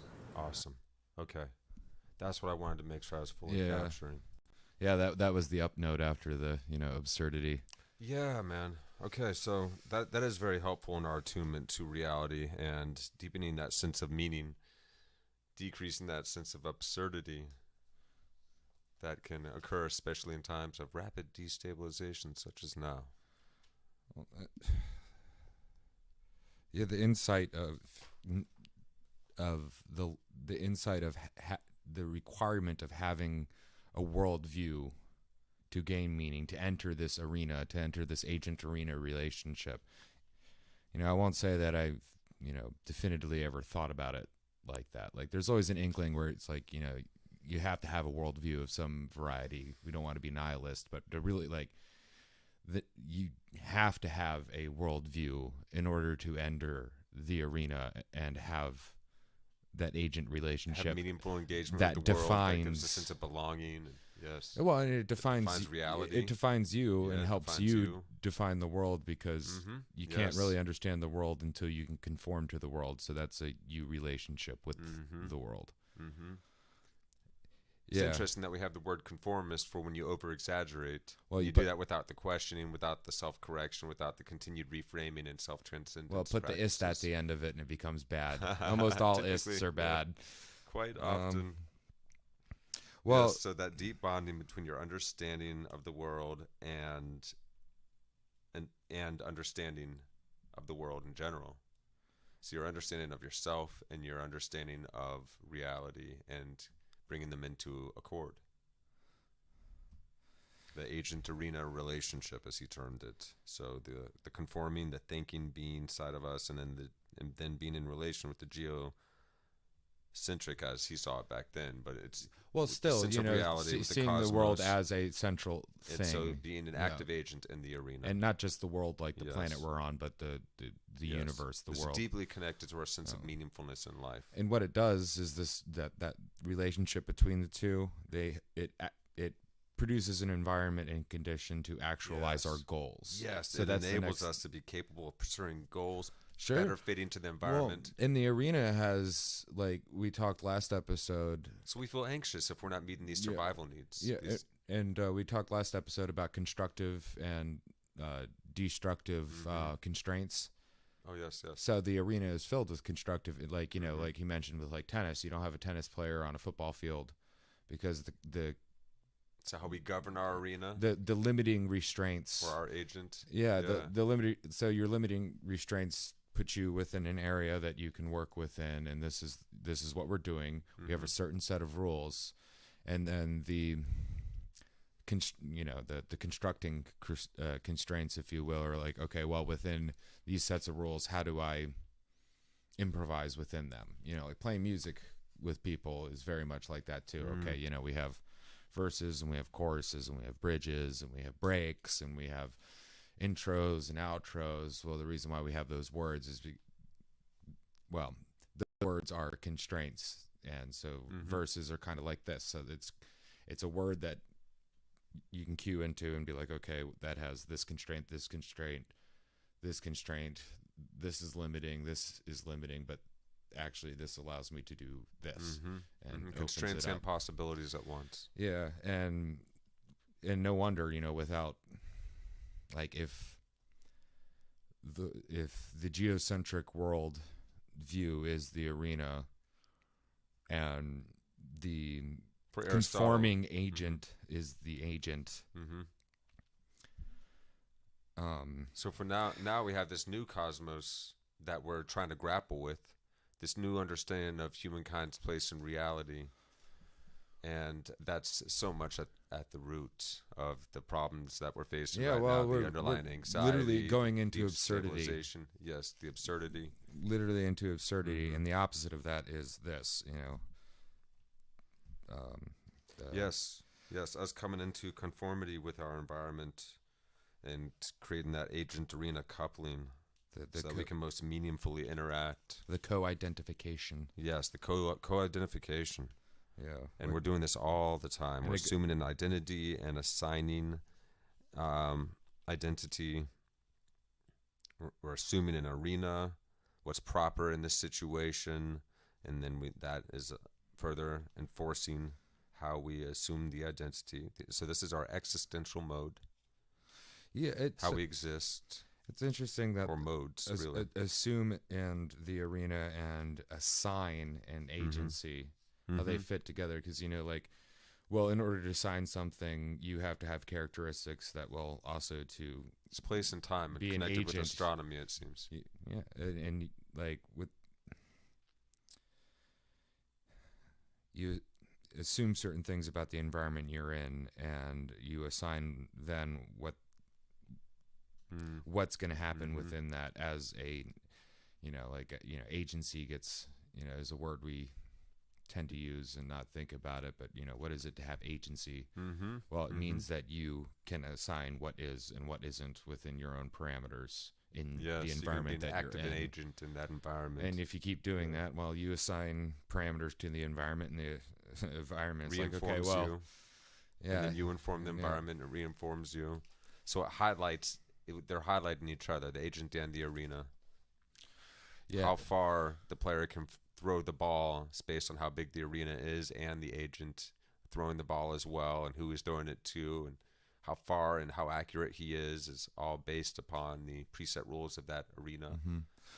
And it's so the existential mode. The word mode is interesting to me because, so a mode, you have modes on your microwave, and it's a set of things that it does and certain parameters that it does. Almost, And then in music, you have modes. Your scales are modes. You have 7 of them. And modes, ways. Each mode, if you say a mode, you can tell what's going to be what are the spaces going to be between them. And then if you, overlay, all 12 notes over the 7-note mode system, you can tell which ones are going to be sharp and flat because of the conditions within that mode. Yes. Because your defrost mode does a different thing than your beverage mode does too. Yeah, right. It that word sticks out. I'm a musician, so its mode sticks out. That's interesting. And so, these existential modes are in meta-meaning relations. What a meta-meaning relation, man! That you just described. That was a meta-meaning relation. Yeah, and the environment, must mesh the two, or be meshed with the agent. Yes, for us to create a coherent and functional worldview that matters greatly to us, we must be able to conform accurately to the arena. And so understanding the arena of reality and existence itself is where it really starts to get, it starts to get heady. It starts to get really, almost psychedelic. Yeah, and this interaction between the two, unfolding process of worldview attunement. It creates an environment for meaning. Yes. Why is the quarterback the quarterback? Well, because he does these things and these things and these things within this environment. Yeah, the meaning gives you meaning. So his meaning is to get the ball. And then what you do gives it more meaning, and it just keeps on reciprocally. And that's what we're all trying to find, right? Is meaning. Yes. So. Yeah, ways to interact through our worldview, and really the And its world relationships. is needing to develop new worldviews right now. We're having to come up with a new story, as we've spoken of before. And our relationship to our worldview, Mm-hmm. because, like, you know, to have a worldview is not a, like, That's true. you just Yeah, have our it. It's a you're so right relationship there. with it. Yeah, no, and I feel a sense of a reverence, a sense of wonder, a sense of awe of the beauty, the infinite great mystery that we are a part of as living beings. And I mean, we're lucky to be ineffable alive, man. cosmos. Really, really lucky. In this time, in this Yeah. place, on this planet. Yeah, that there is a universe at all. And Oh, all these man. stars Yeah, right? floating in empty space that happen to have planets close enough to be able to be just in just the right temperate zone for life to grow and exist as it does. And gravity isn't too bad on this planet. I mean, things fall and break. I guess maybe a little floatier might be nice, but then again, I don't know. it that wouldn't your feel bu- sturdy. Yeah, I'd actually amp up the gravity a little bit. Let's get strong. You Oh, know, man, you wanna like go Dragon first? Ball Z going into that, you know, hyperbaric time chamber or whatever that they had, where they could make the gravity heavier and they could be in there for like months, but only a week goes You wanna by. go Saturn, I mean, yeah, Martian would be less. But yeah, so he brings up Gertz and Gertz, Buber, and Fromm. worldview and attunement. Yeah, the idea of worldview attunement, meta-meaning relations, I think is coming from these. I like these that word guys. attunement, because, like, what is it to Mhm. tune something? Yeah, right. To dial in. It's to dial it in and get it into form. Do the other thing is when something is out of tune, Yeah. you hear it, and you can hear, like, you know, if it's a hearing thing, you can hear a dissonance, and then to get things into attunement or to get them into harmony. Mm-hmm. And harmony are when things work, Mm-hmm. you know, their best and most optimally. Yes. So that word attunement, Yes. you know, it's into accord. and worldview attunement is an action in itself. You know, you're attuning your worldview. You know, Mhm. so it's not just something you have or something that you do once and you forget about it. It's like, you know, It's something that we continuously. constantly Well, that cycle inform. between the cycle, Yeah. like every episode, there And it seems to be informs another us, cycle and that then we inform it. Yes. Yeah. Yeah. So there's this sense of disconnect when things seem out of alignment. They seem absurd. When we have these ways of co-creating with our environment to be able to optimize our capacity to interact. And yeah, that's a beautiful dance, that coupling that happens between the agent and the arena. There's infinite room to explore and to play. I can understand We why can keep people. on creating new arenas, new I stories. can understand why the mythos of, like, gods watching us like we're on a big playing board, like with this type of understanding and a Well, the sun being up polytheistic. there, and Yeah, you can't and even you stare know, at the like, sun. It's so bright.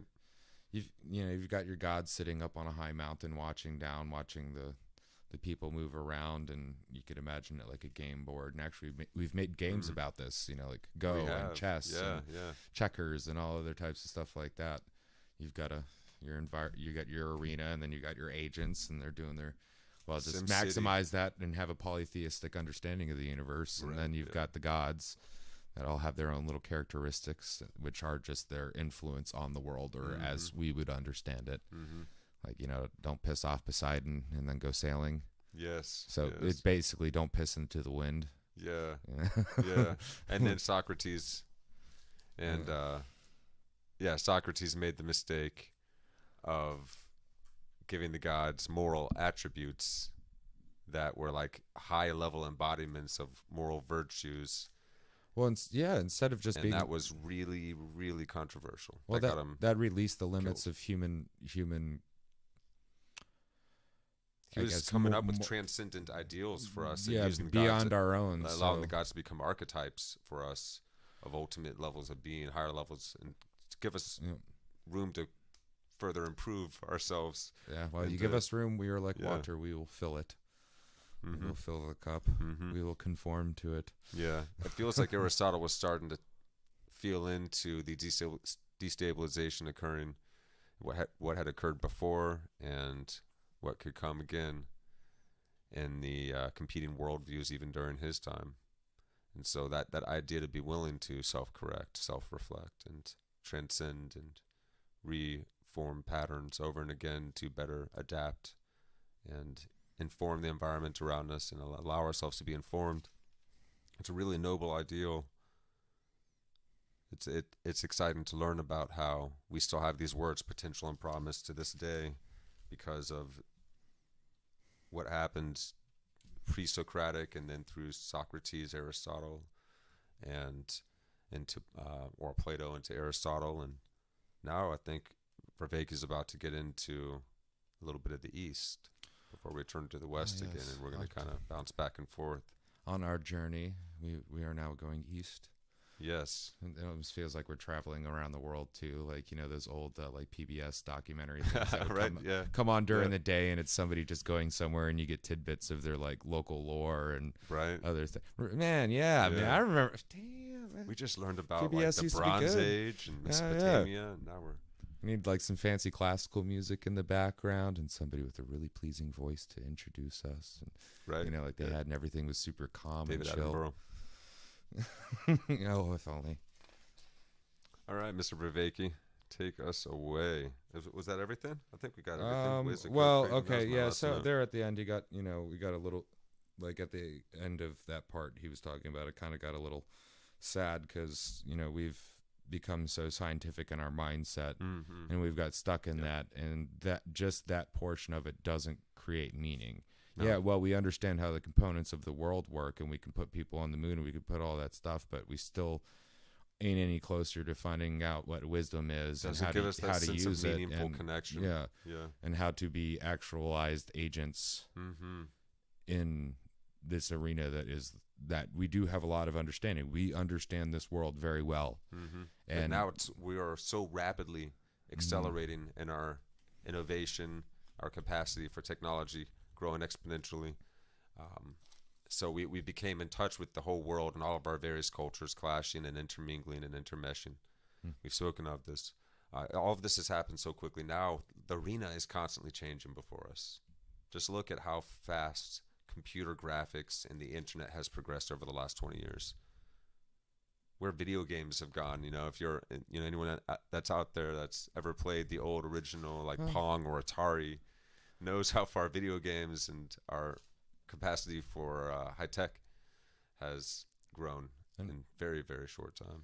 yeah, I think the main component of the arena changing, or yeah, So now we're really getting to know each well, other very close. yeah, it's time. Fast. It's fast. The game has sped up. That is And the it's the speed component. of connection and interaction with the environment and with one another too. So we're supercharging our collective sense-making capacities. But if we're not aware that we're doing that, then we might be making mad sense of things. And so being able to develop our wisdom capacities Well, so we can... and the thing is, if the only, well, I won't say the only, but the main component, if it's time, then that means we're already armed with the right tools We have everything and we knowledge that we need from previous thinkers to help us Yeah, we make just have to meaning be able to of get present this. with it so that we can... Well, I think we can do it faster. Hit You the know, mark. like yeah, I think Mhm. maybe even in a negative sense, but I think humans now think and process faster than we used to. We don't ponder anymore. Well, we're also bringing in all of these mindfulness yeah. practices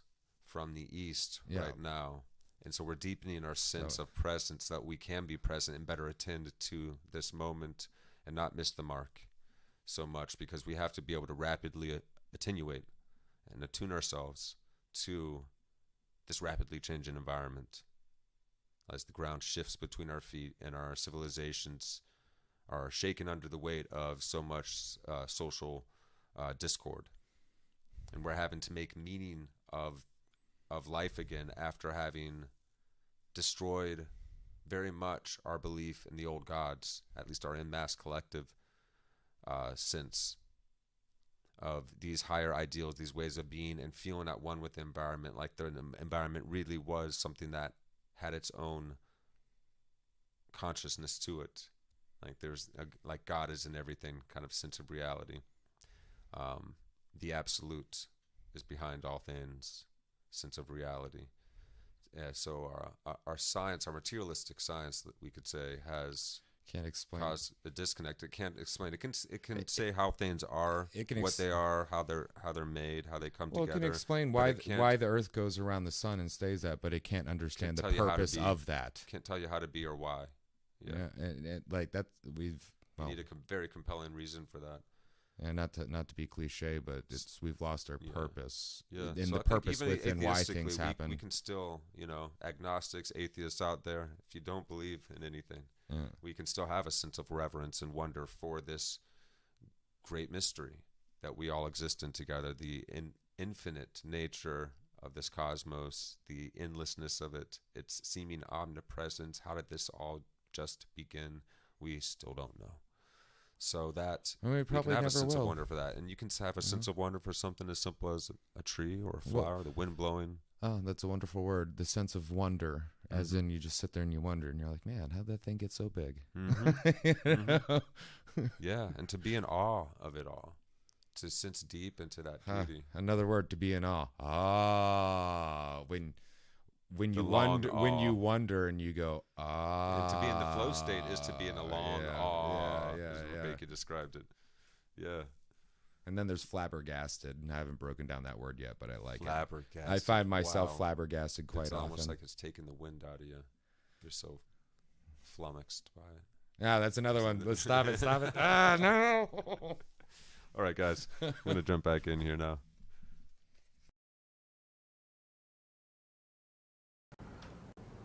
Now, for many of us today, we don't find that clear, consonant connection. We have a scientific worldview, a view of how things are, how we understand things given our science. But one of the most common complaints of that worldview is it gives us no existential guidance. It doesn't tell us how to make our lives meaningful.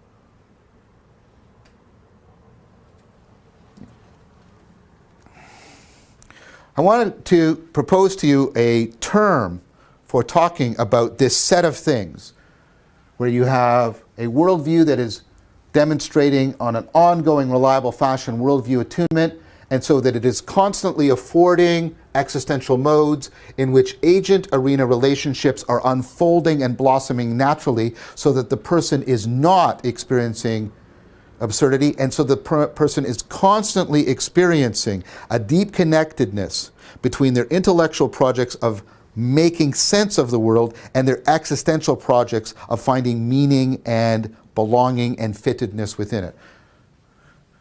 I want to call that a nomological order.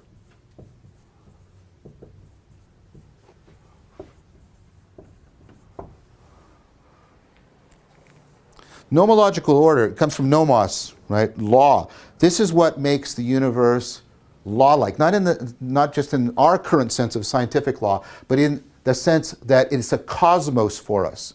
It's a cosmos in which there's deep convergence and consonance between our best attempts to scientifically explain the world and our deepest endeavors to existentially dwell within it. When we have that, when we have those two together, we have a nomological order. As the nomological order breaks down, of course, then we start to confront absurdity, and we start to lose a sense of how we fit in and how we belong. So, part of what we can take from, part of how we can understand the axial age heritage, part of the way we can understand what it's telling us about meaning, it's this idea of a nomological order. To have a meaningful life is to have a life that is situated within a nomological order, and attuned worldview that is reliably generating existential modes that are consonant with our best scientific understanding.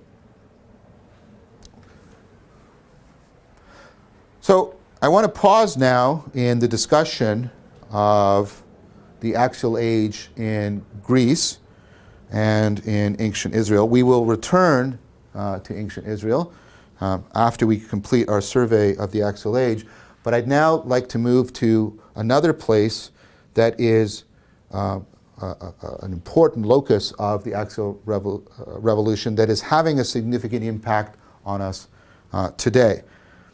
This is something that I mentioned earlier on in this series. We're in the midst of what's been called the mindfulness revolution.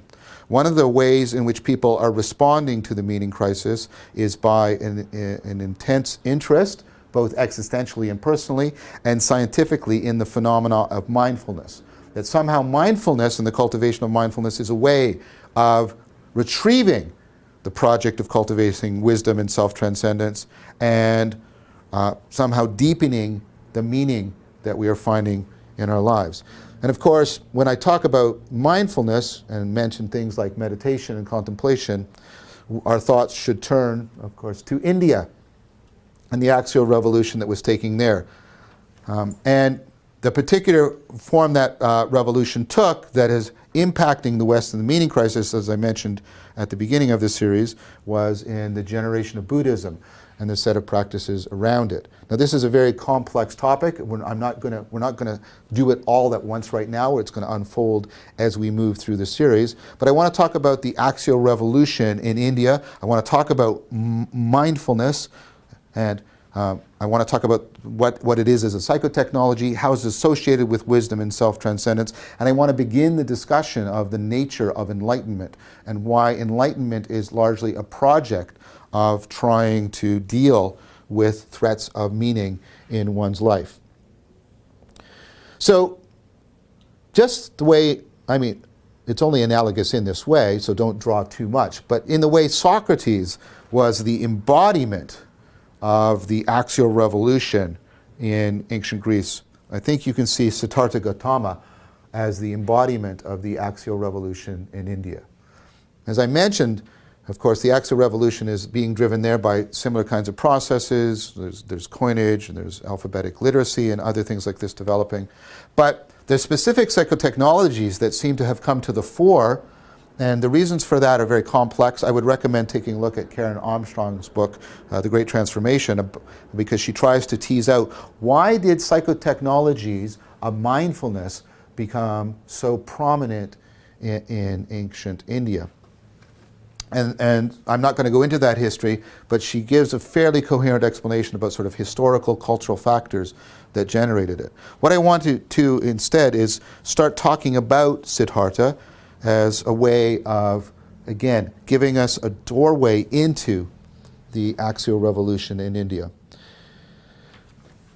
So Siddhartha, right, it's all of these figures, right? Socrates, and Siddhartha, and later when we talk about Jesus, I mean, trying to talk about, well, what's the historical, this is a quixotic endeavor, trying to somehow peel away and separate them from their legacy is largely a project that you can only pursue to a certain degree. So I cannot, and I don't think anybody can say with certainty, this is what the historical Siddhartha was doing. And I'm not going to endeavor to try and separate the myth, and I told you how I use the word myth, from the history. I'm going to let them still remain seamlessly together because that's precisely how they are making an impact on the West. So the story goes like this. Siddhartha, when Siddhartha was born, his father had all of the sages and wise men come to his birth, and it was prophesied, foretold in sort of an oracle fashion, that the boy had one of two possible futures. One is he would be a great king, or the other was he would enter religious life and be a really important religious figure. The king, being what all kings are, chose the former. He wanted his son, of course, to be a great king. And he decided in order to do this, he would try and remove all of the things that might trigger Siddhartha from pursuing a religious life, a life devoted to the ideals of the axial revolution. So what do you do if you do not want someone to go through the axial revolution? Well, you try and give them all the benefits of the pre-axial world. You try and give them all the benefits of power and prosperity. So the story goes that the king rigged things so that Siddhartha never saw anything distressing.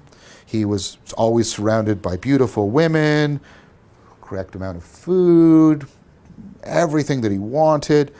And we can sort of just take that as it is, or we can step back and do something that you should always do with things that have a mythological component. Remember, myths are not irrelevant stories about the past. They're attempts to get you to engage right now with perennial ongoing patterns. So I want to talk about what the palace represents. A good way of getting at this, right, is Marcus Aurelius' famous quote that, and this is how it goes, "It is possible to be happy even in a palace." That tells you how much the axial revolution, right, is, right, antithetical to palace life. Now, a way of getting that is to get at a notion which we're going to come back to later when we talk about Stoics like Marcus Aurelius, drawn from Fromm. And this goes to this idea that I just explained to you, existential mode, that the palace represents a particular existential mode. It's a mythological way of trying to get you to, right, experience, not just think about, but activate in your memory a particular existential mode. All right, so we're talking about the palace because we're talking about Siddhartha living in the palace. What does this represent? Fromm talks about two different existential modes that we all face. Again, perennial patterns. They're organized around two different kinds of needs. They're having needs and being needs. So, of course, this mode is called the having mode. It's an existential mode. It's a way in which you make sense of the world and make sense of yourself in this process of co-identification. This is the being mode. Okay, so having needs are needs that are met by having something. These are needs that are met by categorizing things efficiently, controlling them effectively. So my understanding of a thing is categorical. I put it in the correct category. Here's a cup. It's like all the other cups. It functions like another cup. I can replace it with a cup if this one gets damaged. It really improves my ability to control things. I have this categorical way of representing it, and it's oriented towards me getting very effective, efficient control over things because I need to have water. I need to actually consume it. If I don't, I die. So being able to categorize my world, manipulate it, and control it so I can get water is very important.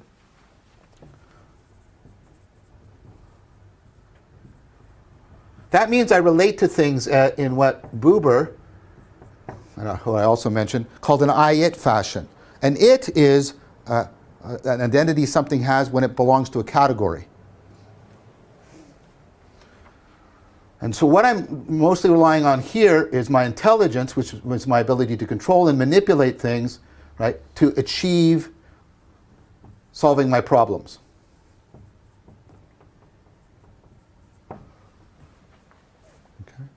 Now, there's nothing wrong with the having mode. You need to have water. You need to have food. You need to have oxygen. Okay. The being mode is different. The being needs are not met by having something, they're met by becoming something. So for example, you need to become mature. Or Aristotle might say you need to become virtuous. It's not meant by having something, it's met by becoming, developing. These are developmental needs. Right? Now, according to Fromm, because of that, these are needs that have to do with, right, a particular kind of meaning that you're creating for your existence. And so you're not relating to things categorically, but as Collingwood, for example, say, relating to them expressively. Let me show you what I mean with a concrete example. And we're going to come back to these kinds of examples when we talk again about the connections between love and anagoge. Okay? When you're in love with somebody, right, you are engaged, right, in a being need. You're trying to, if it's love, as opposed to just desire or sex, you're trying to become something, and you're trying to afford them becoming something. You're trying to meet your needs of meaning and, right, maturity, growth, and development. That's why we pursue love, right? As opposed, and I'm not a prude. Sometimes you just want to have sex with people. That's not what I'm talking about. I'm talking about when you have said, no, what I want here is love. Okay? Now notice that, so I'm in love with this amazing woman, Sarah. Okay? And I'm in this relationship with her, this relationship of mutual development, mutual realization. In fact, that's a great way of thinking about love. Love is this process, like anagoge, of reciprocal realization. I don't think of Sarah categorically. Remember how I thought of the cup? This is a good cup because it reminds me of all the other cups that I've ever seen. And I know how to replace this if this one's damaged, and I can control and manipulate it. If I was to say to Sarah, you know why I'm with you? Because you remind me of every other woman I've been with, and I could easily replace you if I lose you, and I know how to control and manipulate you, I have not made this relationship better. I've pretty much just destroyed it. Okay? Because I don't interact with Sarah from the having mode. I don't understand her expressively. I'm not trying to control and manipulate. I'm trying to engage in a process of reciprocal realization. We're going to talk a lot about this when we talk about gnosis. So my relationship, I don't assume, right, controller, manipulator of an it thing. I have an I-thou relationship with Sarah. Right? And here, I'm not trying to solve problems. I'm using my reason because I'm not about trying to get rid of my problems. I'm trying to make meaning.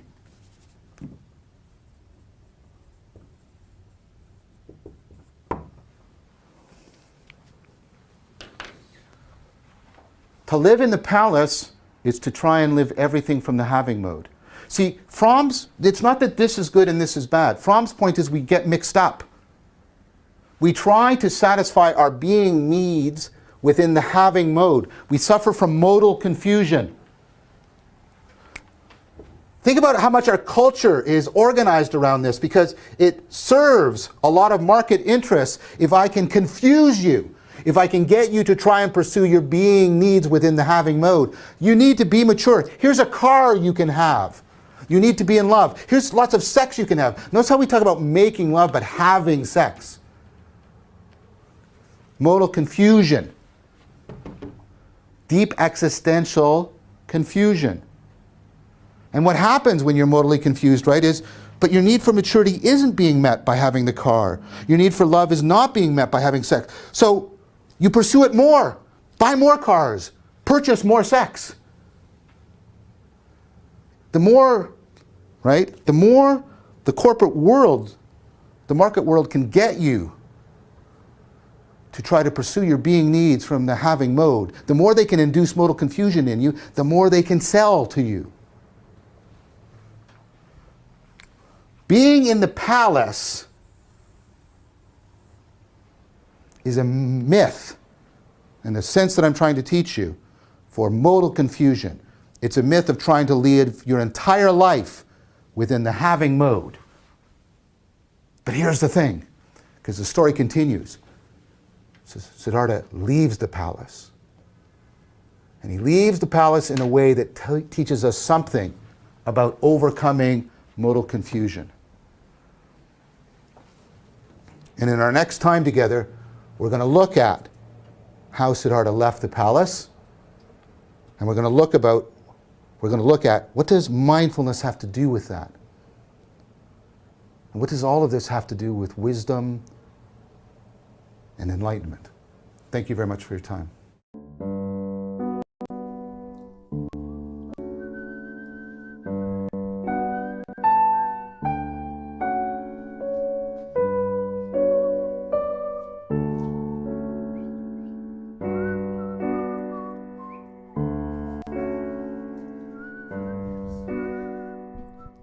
I'm so envious of those Disney whistlers back in the day. You know, I could sound like birds. They're like the perfect.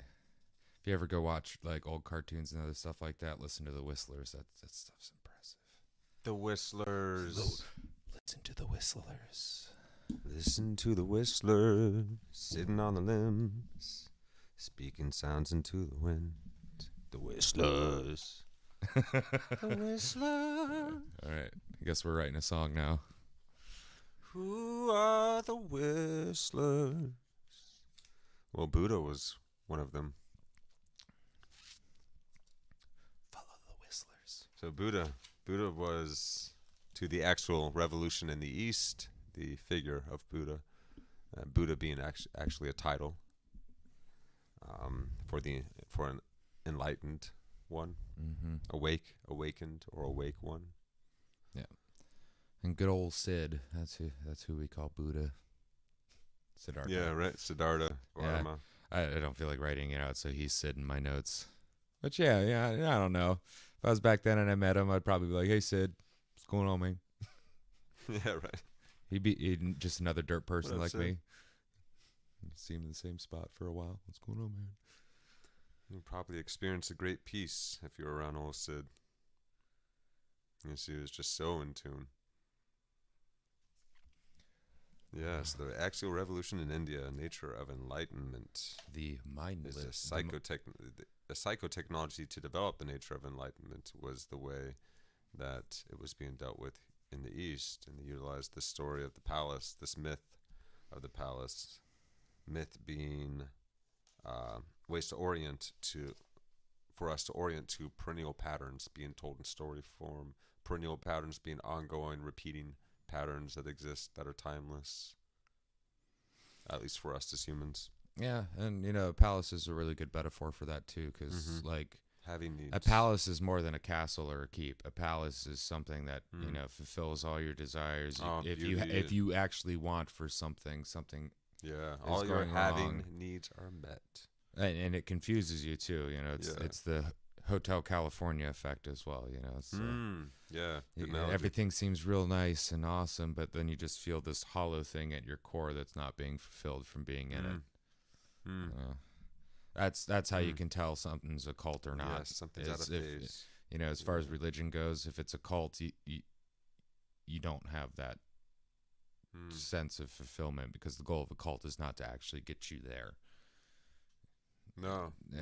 At least it's to get somebody, somewhere. But particularly would be for personal interests and things that the wise men of the past warned us against, because they're not helping us in that collective pursuit of improving our worldview together, becoming ever more in relation with existence in one another. The modern day palace right now, you could, the palace is kind of crumbling, but like you could say like the social media thing where it's likes and views have replaced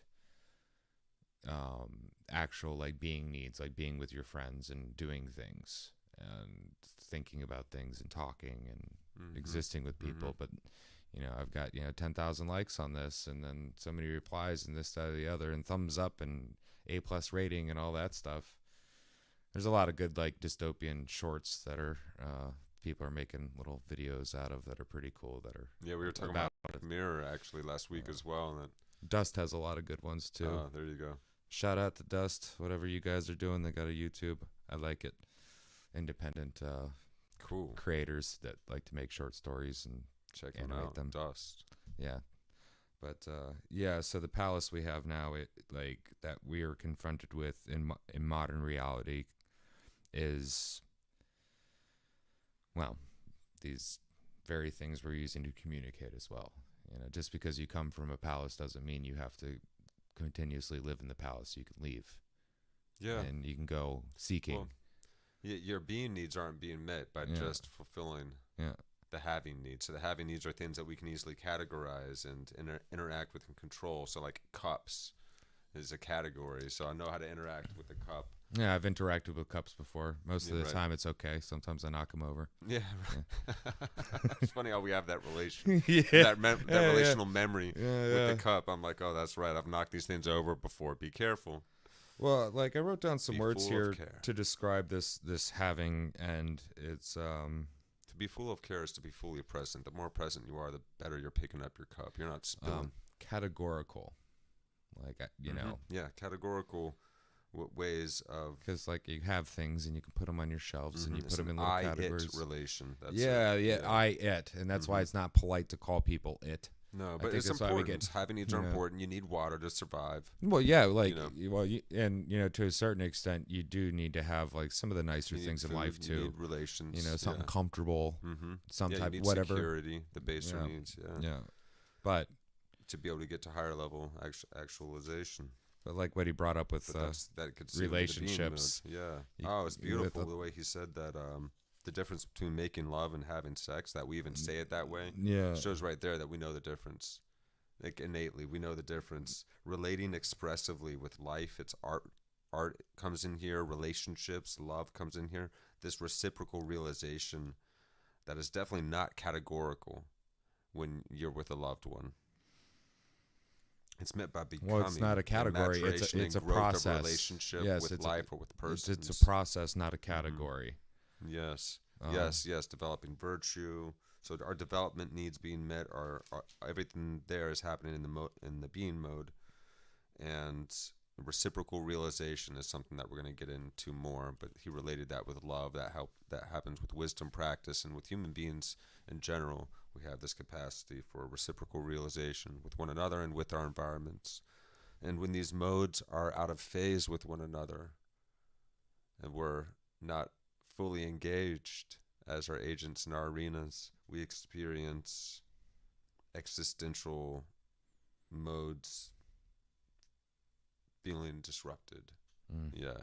We've experienced the absurdity, and we open the ground being pulled underneath our feet or destabilized. And we're opening ourselves to the danger of being manipulated. Like, you know.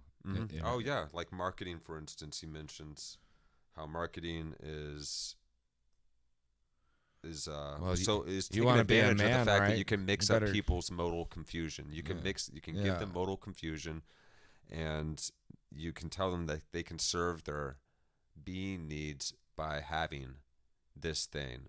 So you want to feel more confident. You want to be a better blah blah blah. A lot of the self-help stuff and all that other stuff. Literally, taking advantage of this modal confusion that can occur in human beings to market and to sell us. And hey, you know, if you fall for it, you fall for it. You better there's learn honest next marketing time. and honest sales out there, but there's also, you can certainly take advantage of this understanding of psychology. But you know, I'd rather not sell you a car if I'm aiming to like make you feel more like a man. I'd probably be like pick up a hobby and take care of things. I don't know. That's what trucks are for. Yeah, right. Yeah, not just any trucks, but like every year they're bigger. And you know what, dude?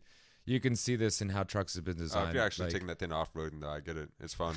Yeah, but like just back in the day, dude, just being loud just to feel bigger, that's a little bit even obnoxious, like you can see that in the normal F-150, right? If you look at the old F-150s, they're a smaller truck, and you could get into the engine compartment with the engine, and now you got this thing that you can't even like see above it. You know, I'm a pretty tall dude, and like these F-150s now, I'm like, how do you what is this?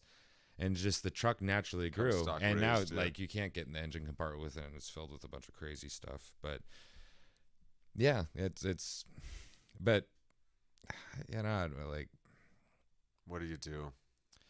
Well, you learn how it works, and you learn how to use it, and use it in a conscious way that's not for manipulation in the sense of treating people like the cup, but helping.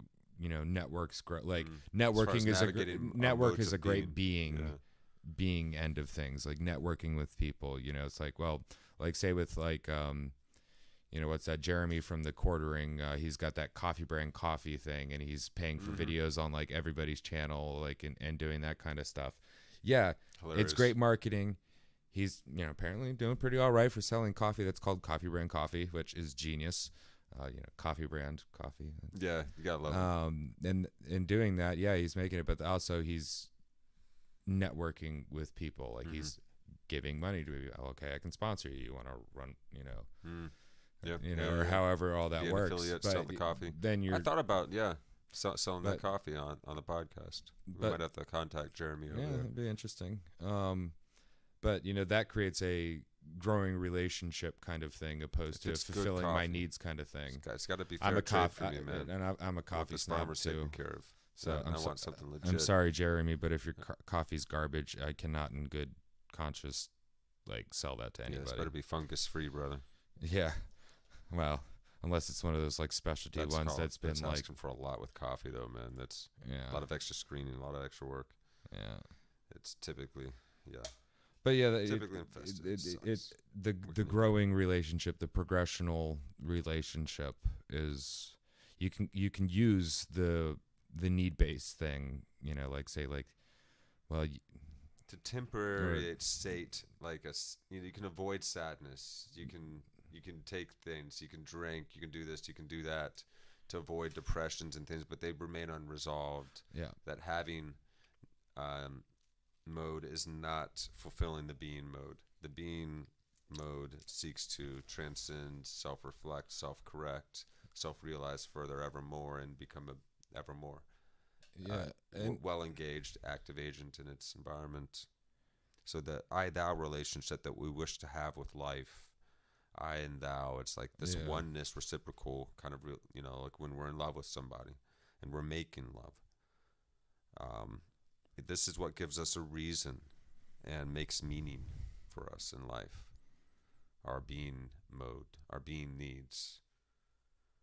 So to be able to relate expressively, to reciprocally realize with somebody else or with life, and to be in that active agent arena relationship. Well, yeah, you have to have that worldview. So like I was thinking about this is completing the circuit with that Kabbalist idea we were talking about in a previous episode. Consciously being fully attending to the moment. This is all about the receiving of a gift is the giving of the gift. Not missing the mark, but so the more fully present you are, the more clear and aware and true you are to the moment and to the arena that you are in as an active aware agent, the more in that state of communion and oneness and flow and reciprocal realization what one can be in. And that just seems to ratchet up, and that's what we call enlightenment. And you have to have very clear, information, like, I don't want to say rules, but like, laws, like, if you will, that one word, what was it? Nomological order. Yeah, nomological, the law. Like of the cosmos of gravity or something, but even more than that. And not law like lawyer law, but like law. There's but like laws of science. So like, but they have to be clear. Like if you had a football game and the laws of the game, the rules of the game were not clear, then what kind of game are you playing? So interpersonally with relationships with people, we all hear the stereotypical advice, you need to have clear boundaries and all that stuff. But yeah, it's actually kind of true. But you grow and you adapt with other people. And the boundaries always kind of shift and change a little bit. They don't, they shouldn't break, but the arena changes. It's like it's growth, it's life. It's not just A, B to C. It's A, B, but to C that leads back to the A, but then sometimes goes back to the C and maybe to the B, and then there's the D and E and F, and then it goes back to that, and it just and each A, B, and A, C, and B, C, and B, A, and so on and so forth are branching off into different and circling back further, right and back growing into a larger and larger holistic pattern. Say it gets psychedelic. Yeah, well, like the it's no wonder that co-identification with the environment. Well, we increases our we sense draw of these meaning. Beautiful psychedelic looking things and all these things. And they're attractive to us. And like during our psychedelic things, but then also when you get down to like the matter of the universe or how to like organize thoughts or how numerological patterns exhibit themselves. I don't know what to call it. They just are. Yeah, but imitating them and emulating them is very. It's a turn on for us. We like charges us. And it's all tied together. And, it's art, music, it's all. And from trip to trip, with certain psychedelics, people have reliable, like, third person be like, yeah, I've experienced that, the fractal pattern that you see. Yeah, the geometric. People have seen that, or like when you get into like DMT potential. And they talk about like the, jesters and all the other like archetypical whatever's out there. There's what that Gaian is. Spirits and alien spirits. What that is you have the primary source. Is it reliable? Which in this case, if you have a proper shaman and like you're going through that experience, then that's setting you up sober, if you will, but in the inverse. So that would be the first. And then the second would be the environment's right. So, okay, I see this. I don't know. I see the psycho clown or whatever. And then the third is, are there others that can reliably, in sound minds, reciprocate what happened and tell that's tell the happens same story for sure. So with the DMT elves and I jesters think that's why I think other that's why there characters. seems to be some truth behind the psychedelic experiences, because we can replicate it, get a person in a state, give them a certain amount of something in a comfortable environment. They can reliably describe an environment that other people can describe, having their own experience. So like there's a lot of people, extra dimensional entities are perhaps at least real on some symbol, well, at least how we understand whatever that is. Whatever that is. Yeah. And there's a lot of different that's. So, Yeah. Yeah, and it's rare.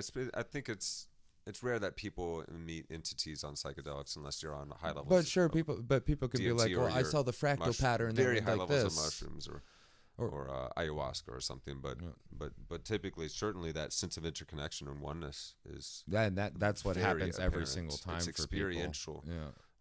It feels realer than real, and there's this sense of interconnection and oneness with everything and everyone that is beyond just intellectualization. It's something that is deeper than as deep as the sense of home. It almost seems like if something that is a chemical, which a chemical is a physical thing, like at the end of the day, a chemical is comprised of a bunch of things that have shape.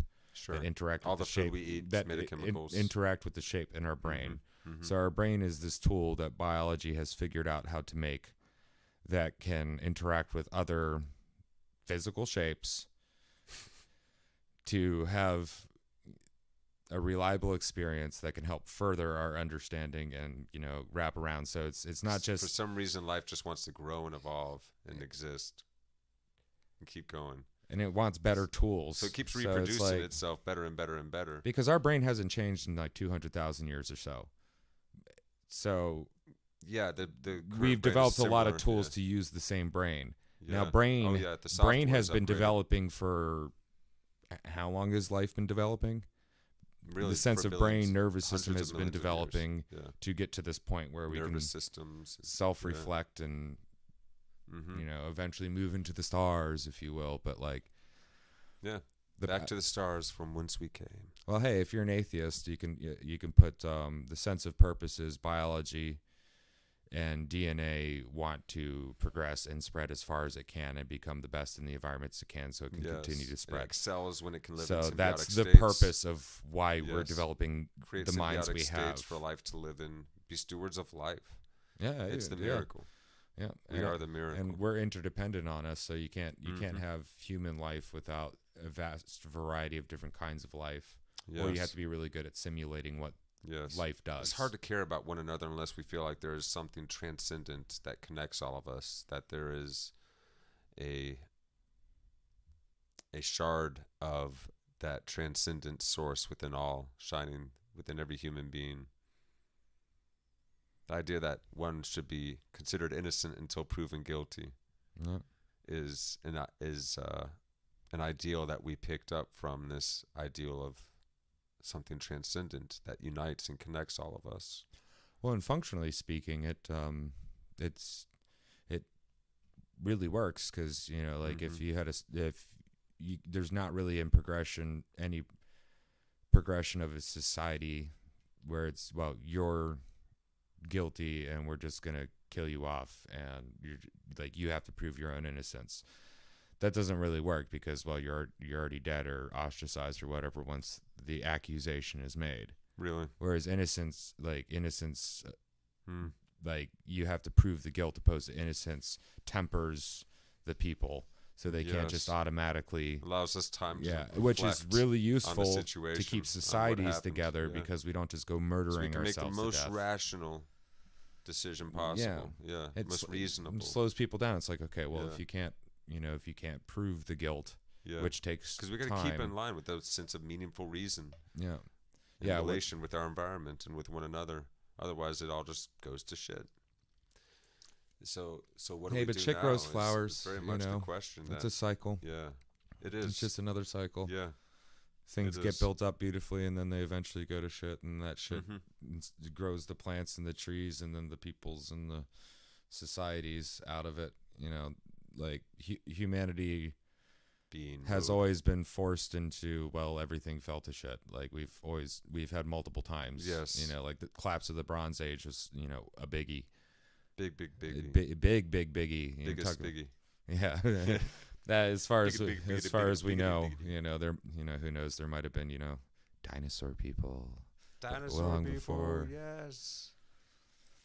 Yes. Maybe there will be dinosaur people soon. And I know that they're already in Zuck's metaverse. Mechaverse. The Mechaverse. Yeah, mechanoid verse. Yeah, there's already dragon people and dinosaur people. Yeah, I'm not. Anything you can imagine, humans can find a way to pull it off. I do not find any meaning. I will not find any meaning within the metaverse, and I think it's kind of odd that he would use the word meta. Like, I understand the colloquialism of meta, but when we're talking about, like, meta would be. Don't try and be this, a company that owns that. Just but- let that be the thing that all the companies interact But with. what you have to do is you have to put something on. Facebook can't own the metaverse. Well, That's here, not- hold on though. But the way what meta is, like the metaverse is, it's not an expanding thing. That is meta. Meta is all encompassing and around. It's something that tunes you in. Yes, everything can come down into it, and you can observe all this stuff and have all this stuff, but it's not opening. It's not an opening, expanding that interrelating thing. It's that holism that needs to also you're be now expanding. okay with living in the pod and eating the bugs because you don't have to see them. You just let it be the thing that it's going to be. The So substratum of that reality. They say irony doesn't exist. It's super in ironic real to life, call but it's to try and have a company and try and own the idea of a metaverse, because inevitably there's going to be multiple yeah. verses that will be interconnected as people want them to be. You know, if anything, Sucks won't we've be the been in the only. metaverse since the first time. Well, what did we call that? At the dawn of time for us humans, the Upper Paleolithic transition. Mm-hmm. That's when we we've started. been cyborgs. That's for a when long we time. started meta. Is we started using each other's, spreading out our. Well, we use psychotechnologies. We develop tools traditions that with we people, treat as extensions of ourself. Yeah. That we embody. So yeah, we've been cybernetic for a long time. Yeah, and so way before cell phones, but that's definitely jumped it up to another level. Well, the now we shaman- do automatically have this super upgrade to our computational power and memory on us at all times. Yeah, we basically have the Library of Alexandria in our pockets. Yeah, and then which some, is- right? Yeah. And you can interact and write more. Yeah. At any time. Little did you know the ancient Add to the Library of Alexandria was just filled with porn and cats. Yeah, didn't- this one is. That's for sure. Well, I'm sure there was some pretty choice graffiti and other raunchy texts that were probably in there. It says something though. That cats are in the lead.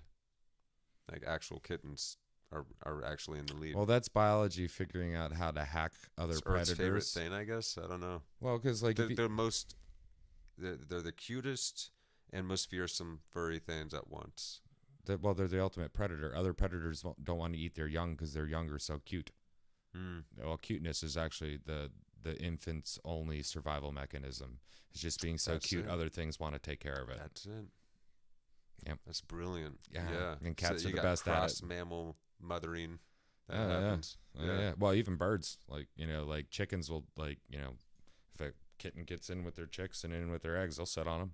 Dinosaur people. They can't lactate and feed them, but they'll like I've seen barn cats and chickens. Like the mama cat just like leaves her babies with the chicken, and the chicken just sits on them. And then the What mom are cat chickens doing with those big breasts without lactating? It's a wonder of nature. Them breasts are for eating. Well, I guess Something like a duck-billed platypus going on there. No, they're just it's the way they're shaped. I think the breast is more of actually like if terms like you have a breastplate that goes over your breast, keep me abreast. The forward moving thing, and then as things Use a trickle lot of down and words trickle down, then we Not a muscle. breasts are not boobs, but they can be sometimes. There you go.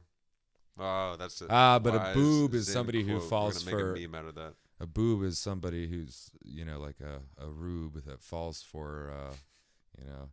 Man, words are funny. And then there's like the booby, like the blue-footed booby. Well, why they call it a booby? Was there a guy named Booby? What?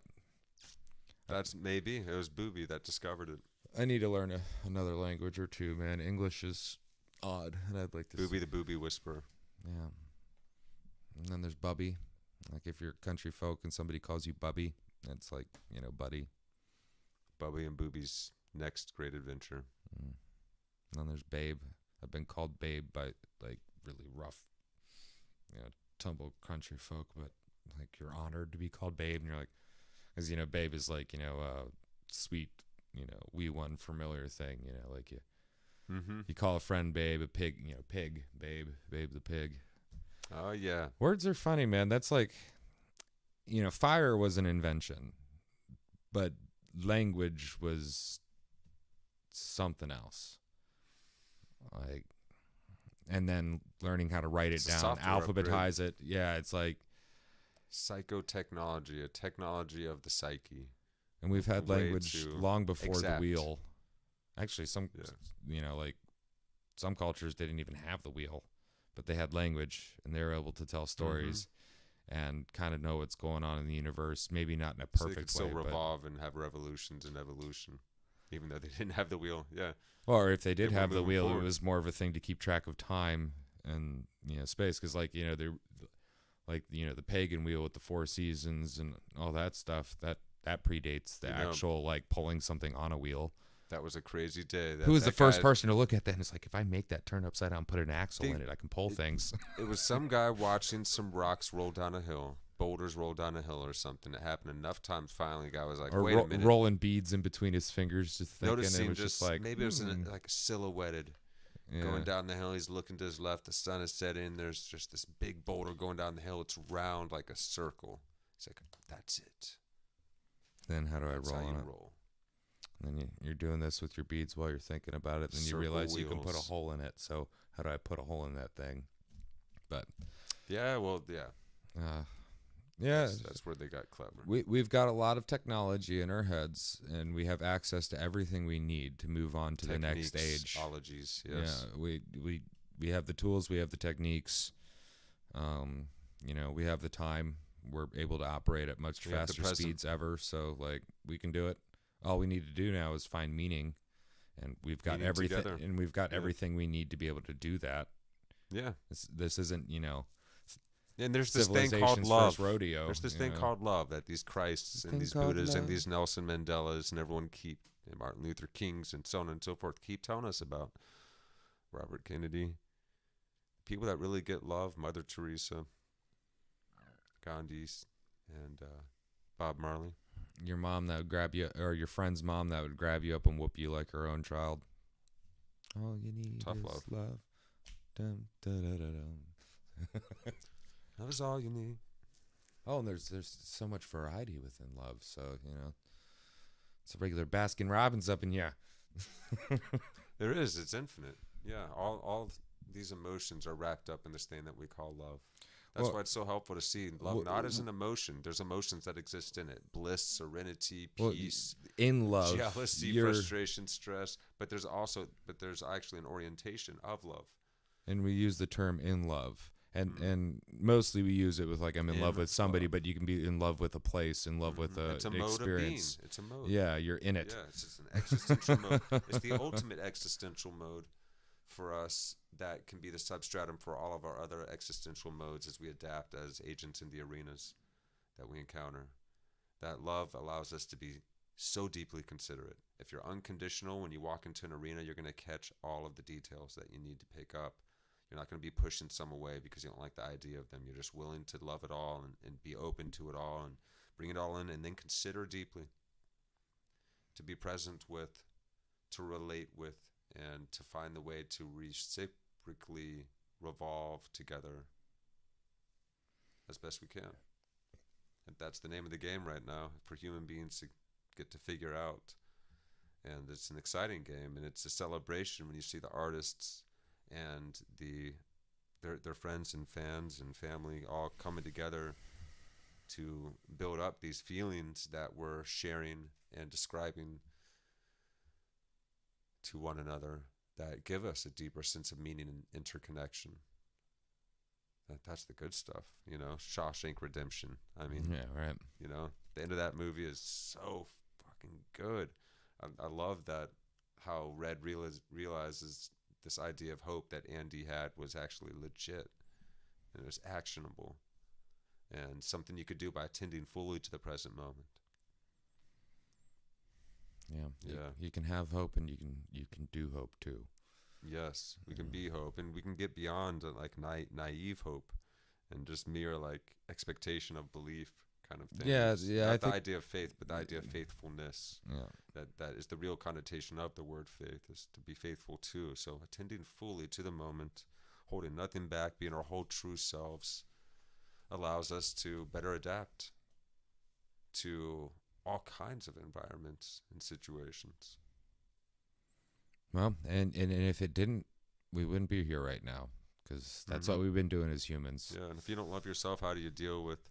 We wouldn't be as humans. Yeah, we wouldn't have made it this far if we hadn't done that so far.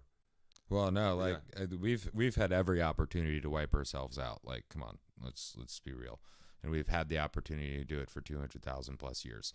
So, and we have the capacity to be greater stewards of this planet and life than any other species that's ever existed if we could just get our act together, learn to get along with one another well enough to serve the young life that is growing up now. Finding meaning, and more people finding meaning, and then those young people become older people with meaning, and then those older people are creating the best with environments meaning for them that we can. Yeah.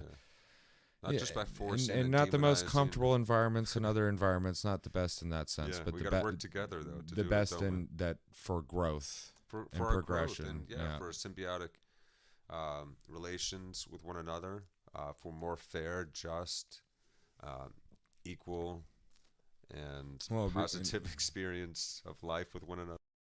And respectful and gracious. And being able to find, being able, like, so this word authority has come up in my mind, but like being able to find and respect authority, and not the respect authority, but like being able to know, like, you know, authorities of wisdom and how to be. Yeah, like the EMT. That prove themselves. When something happens, you give them to the EMT. And they're the authority on that. They're the person who's going to help this, and being able to recognize this, because if you can't recognize authority, an authority of, you know, like an authority of, yes. And that's, you know, that doesn't mean that you blindly submit definitely to not any authority, especially authority that uses force of violence to achieve its ends and prove its points, or even one that says I am the right way. You know, there's a lot of authorities in education and resort. The intelligentsia, the intelligent people. Those authorities are terrible, and they're. I'm sorry, I'm no genius, and I'm no scholar or anything, but listening to some of these high authorities of how we should be thinking, and who are teaching people what to think and how to think, are not what I would consider like proper authority. Like, they wouldn't be the authorities on the subjects that are doing. Like, you know, like when you realize you're smarter than your teacher in high school on the subject. Yeah, like stuff like that. But like, well, a little bit more than that. People that mean well, but they're trying to serve being mode with having. Trying to serve the being needs with having needs by fulfilling the having, the categorization. Yeah, but then there's the hucksters, the ones that use the big words and say the things so you follow them around and do whatever. And, you know, I'm the authority on this, and it's just like, well, no, not really. Like, well, you say you are, but you're not making any sense to me. So why am I trusting you? It's up to an individual to be like the ability to find authority and understand what it is in other people, and how to exhibit yourself, is a core fundamental principle that we, you know, have to have in order to get through. And if you don't have it, you have a really hard time getting through life. That's it. And Buddha actually had a great way of expressing this when he said, don't believe anything just because it is popular and well known. Don't believe anything just because authorities, your parents, the great wise religious teachers, go find yourself. The state says it's true.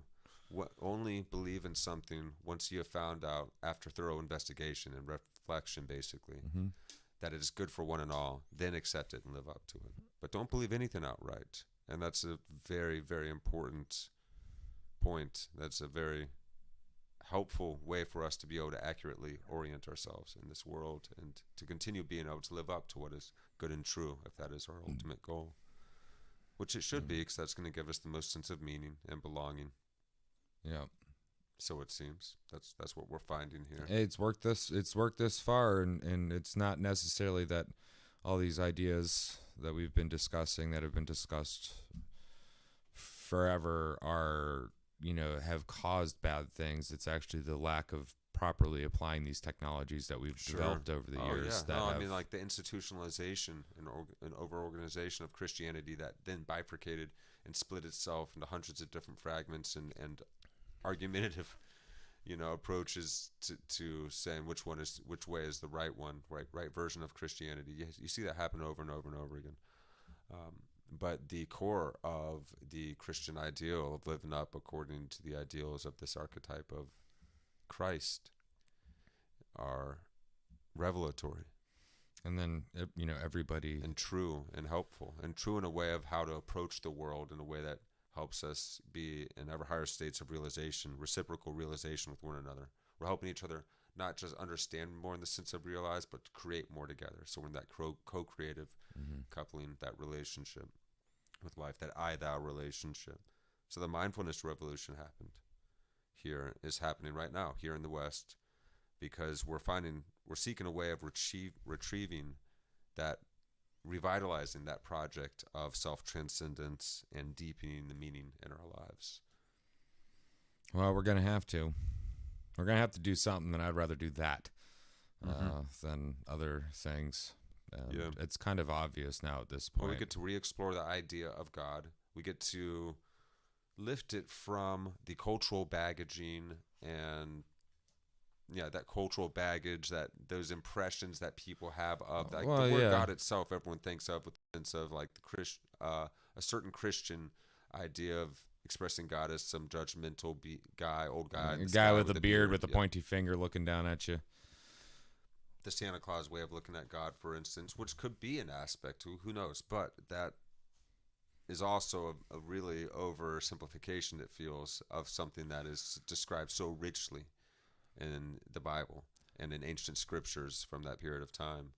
But there, how to be in relation with it, to be loving and to see everyone as one. Yeah, and we're in an interesting place too, because we're impacted a lot by insights that were had under a polytheistic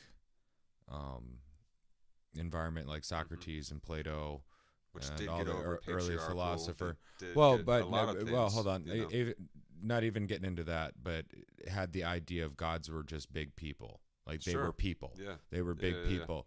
And so there's the remnant within that. It's like, oh, God. Well, God is the biggest person. Of course. But that's... Well, we've done that. We keep oversimplifying the thing in order to try to understand it ourselves and express it to people. Making it too low of a resolution. That's the problem, isn't it? Sometimes you have to increase the resolution. Sometimes that's bad. You lose perspective. What you're trying to do. Yeah, but finding the right resolution to be at. It's got to remain transcendent to us. It's just the immeasurable. Ever so slightly out of focus from what we can understand. We know it through love. Yeah. We know it by communion with it, by attending fully to this moment and giving our experience of it back unto that great mystery, that great source from which we come somehow. Yeah. Being in relation with existence as though it is in a living dance with us. And then we notice that we can indeed flow with life when we treat it that way. We attune ourselves to it that way. We give it that level of discipline. We apply that level of self-discipline to being able to be more active and able agents in the world. We get to feel that increased sense of conformity with reality, that ability to flow with whatever is happening. So that deeper sense of meaning, that deeper sense of belonging, all of that comes, and again, that process of enlightenment. Yeah, so why wouldn't you even just try? Has no cap. Look at all these benefits. It's great. Yeah, right. Just do it, man. It'd be great. I promise. You like it. Just $1.05. Just $1.05. Freedom costs $1.05. Oh, that was a brilliant movie. That was. Oh, yeah. Well, it's getting late. It is. I got a indeed. dentist appointment in the morning, so Yeah. Well, thank you guys so much for tuning in to this episode of Actuali Podcast. I've been Chris, I've been DJ. and we will see you guys next week, Wednesday at 8 p.m. EST. And join us if you're in the Pennsylvania, Mechanicsburg area. We're going to be at Love Drafts October 22nd around 4. There's going to be a festival going on and lots of music, so come on out and party. And thank you guys for tuning in once again. Talk to you soon. Peace. Peace. Love you guys.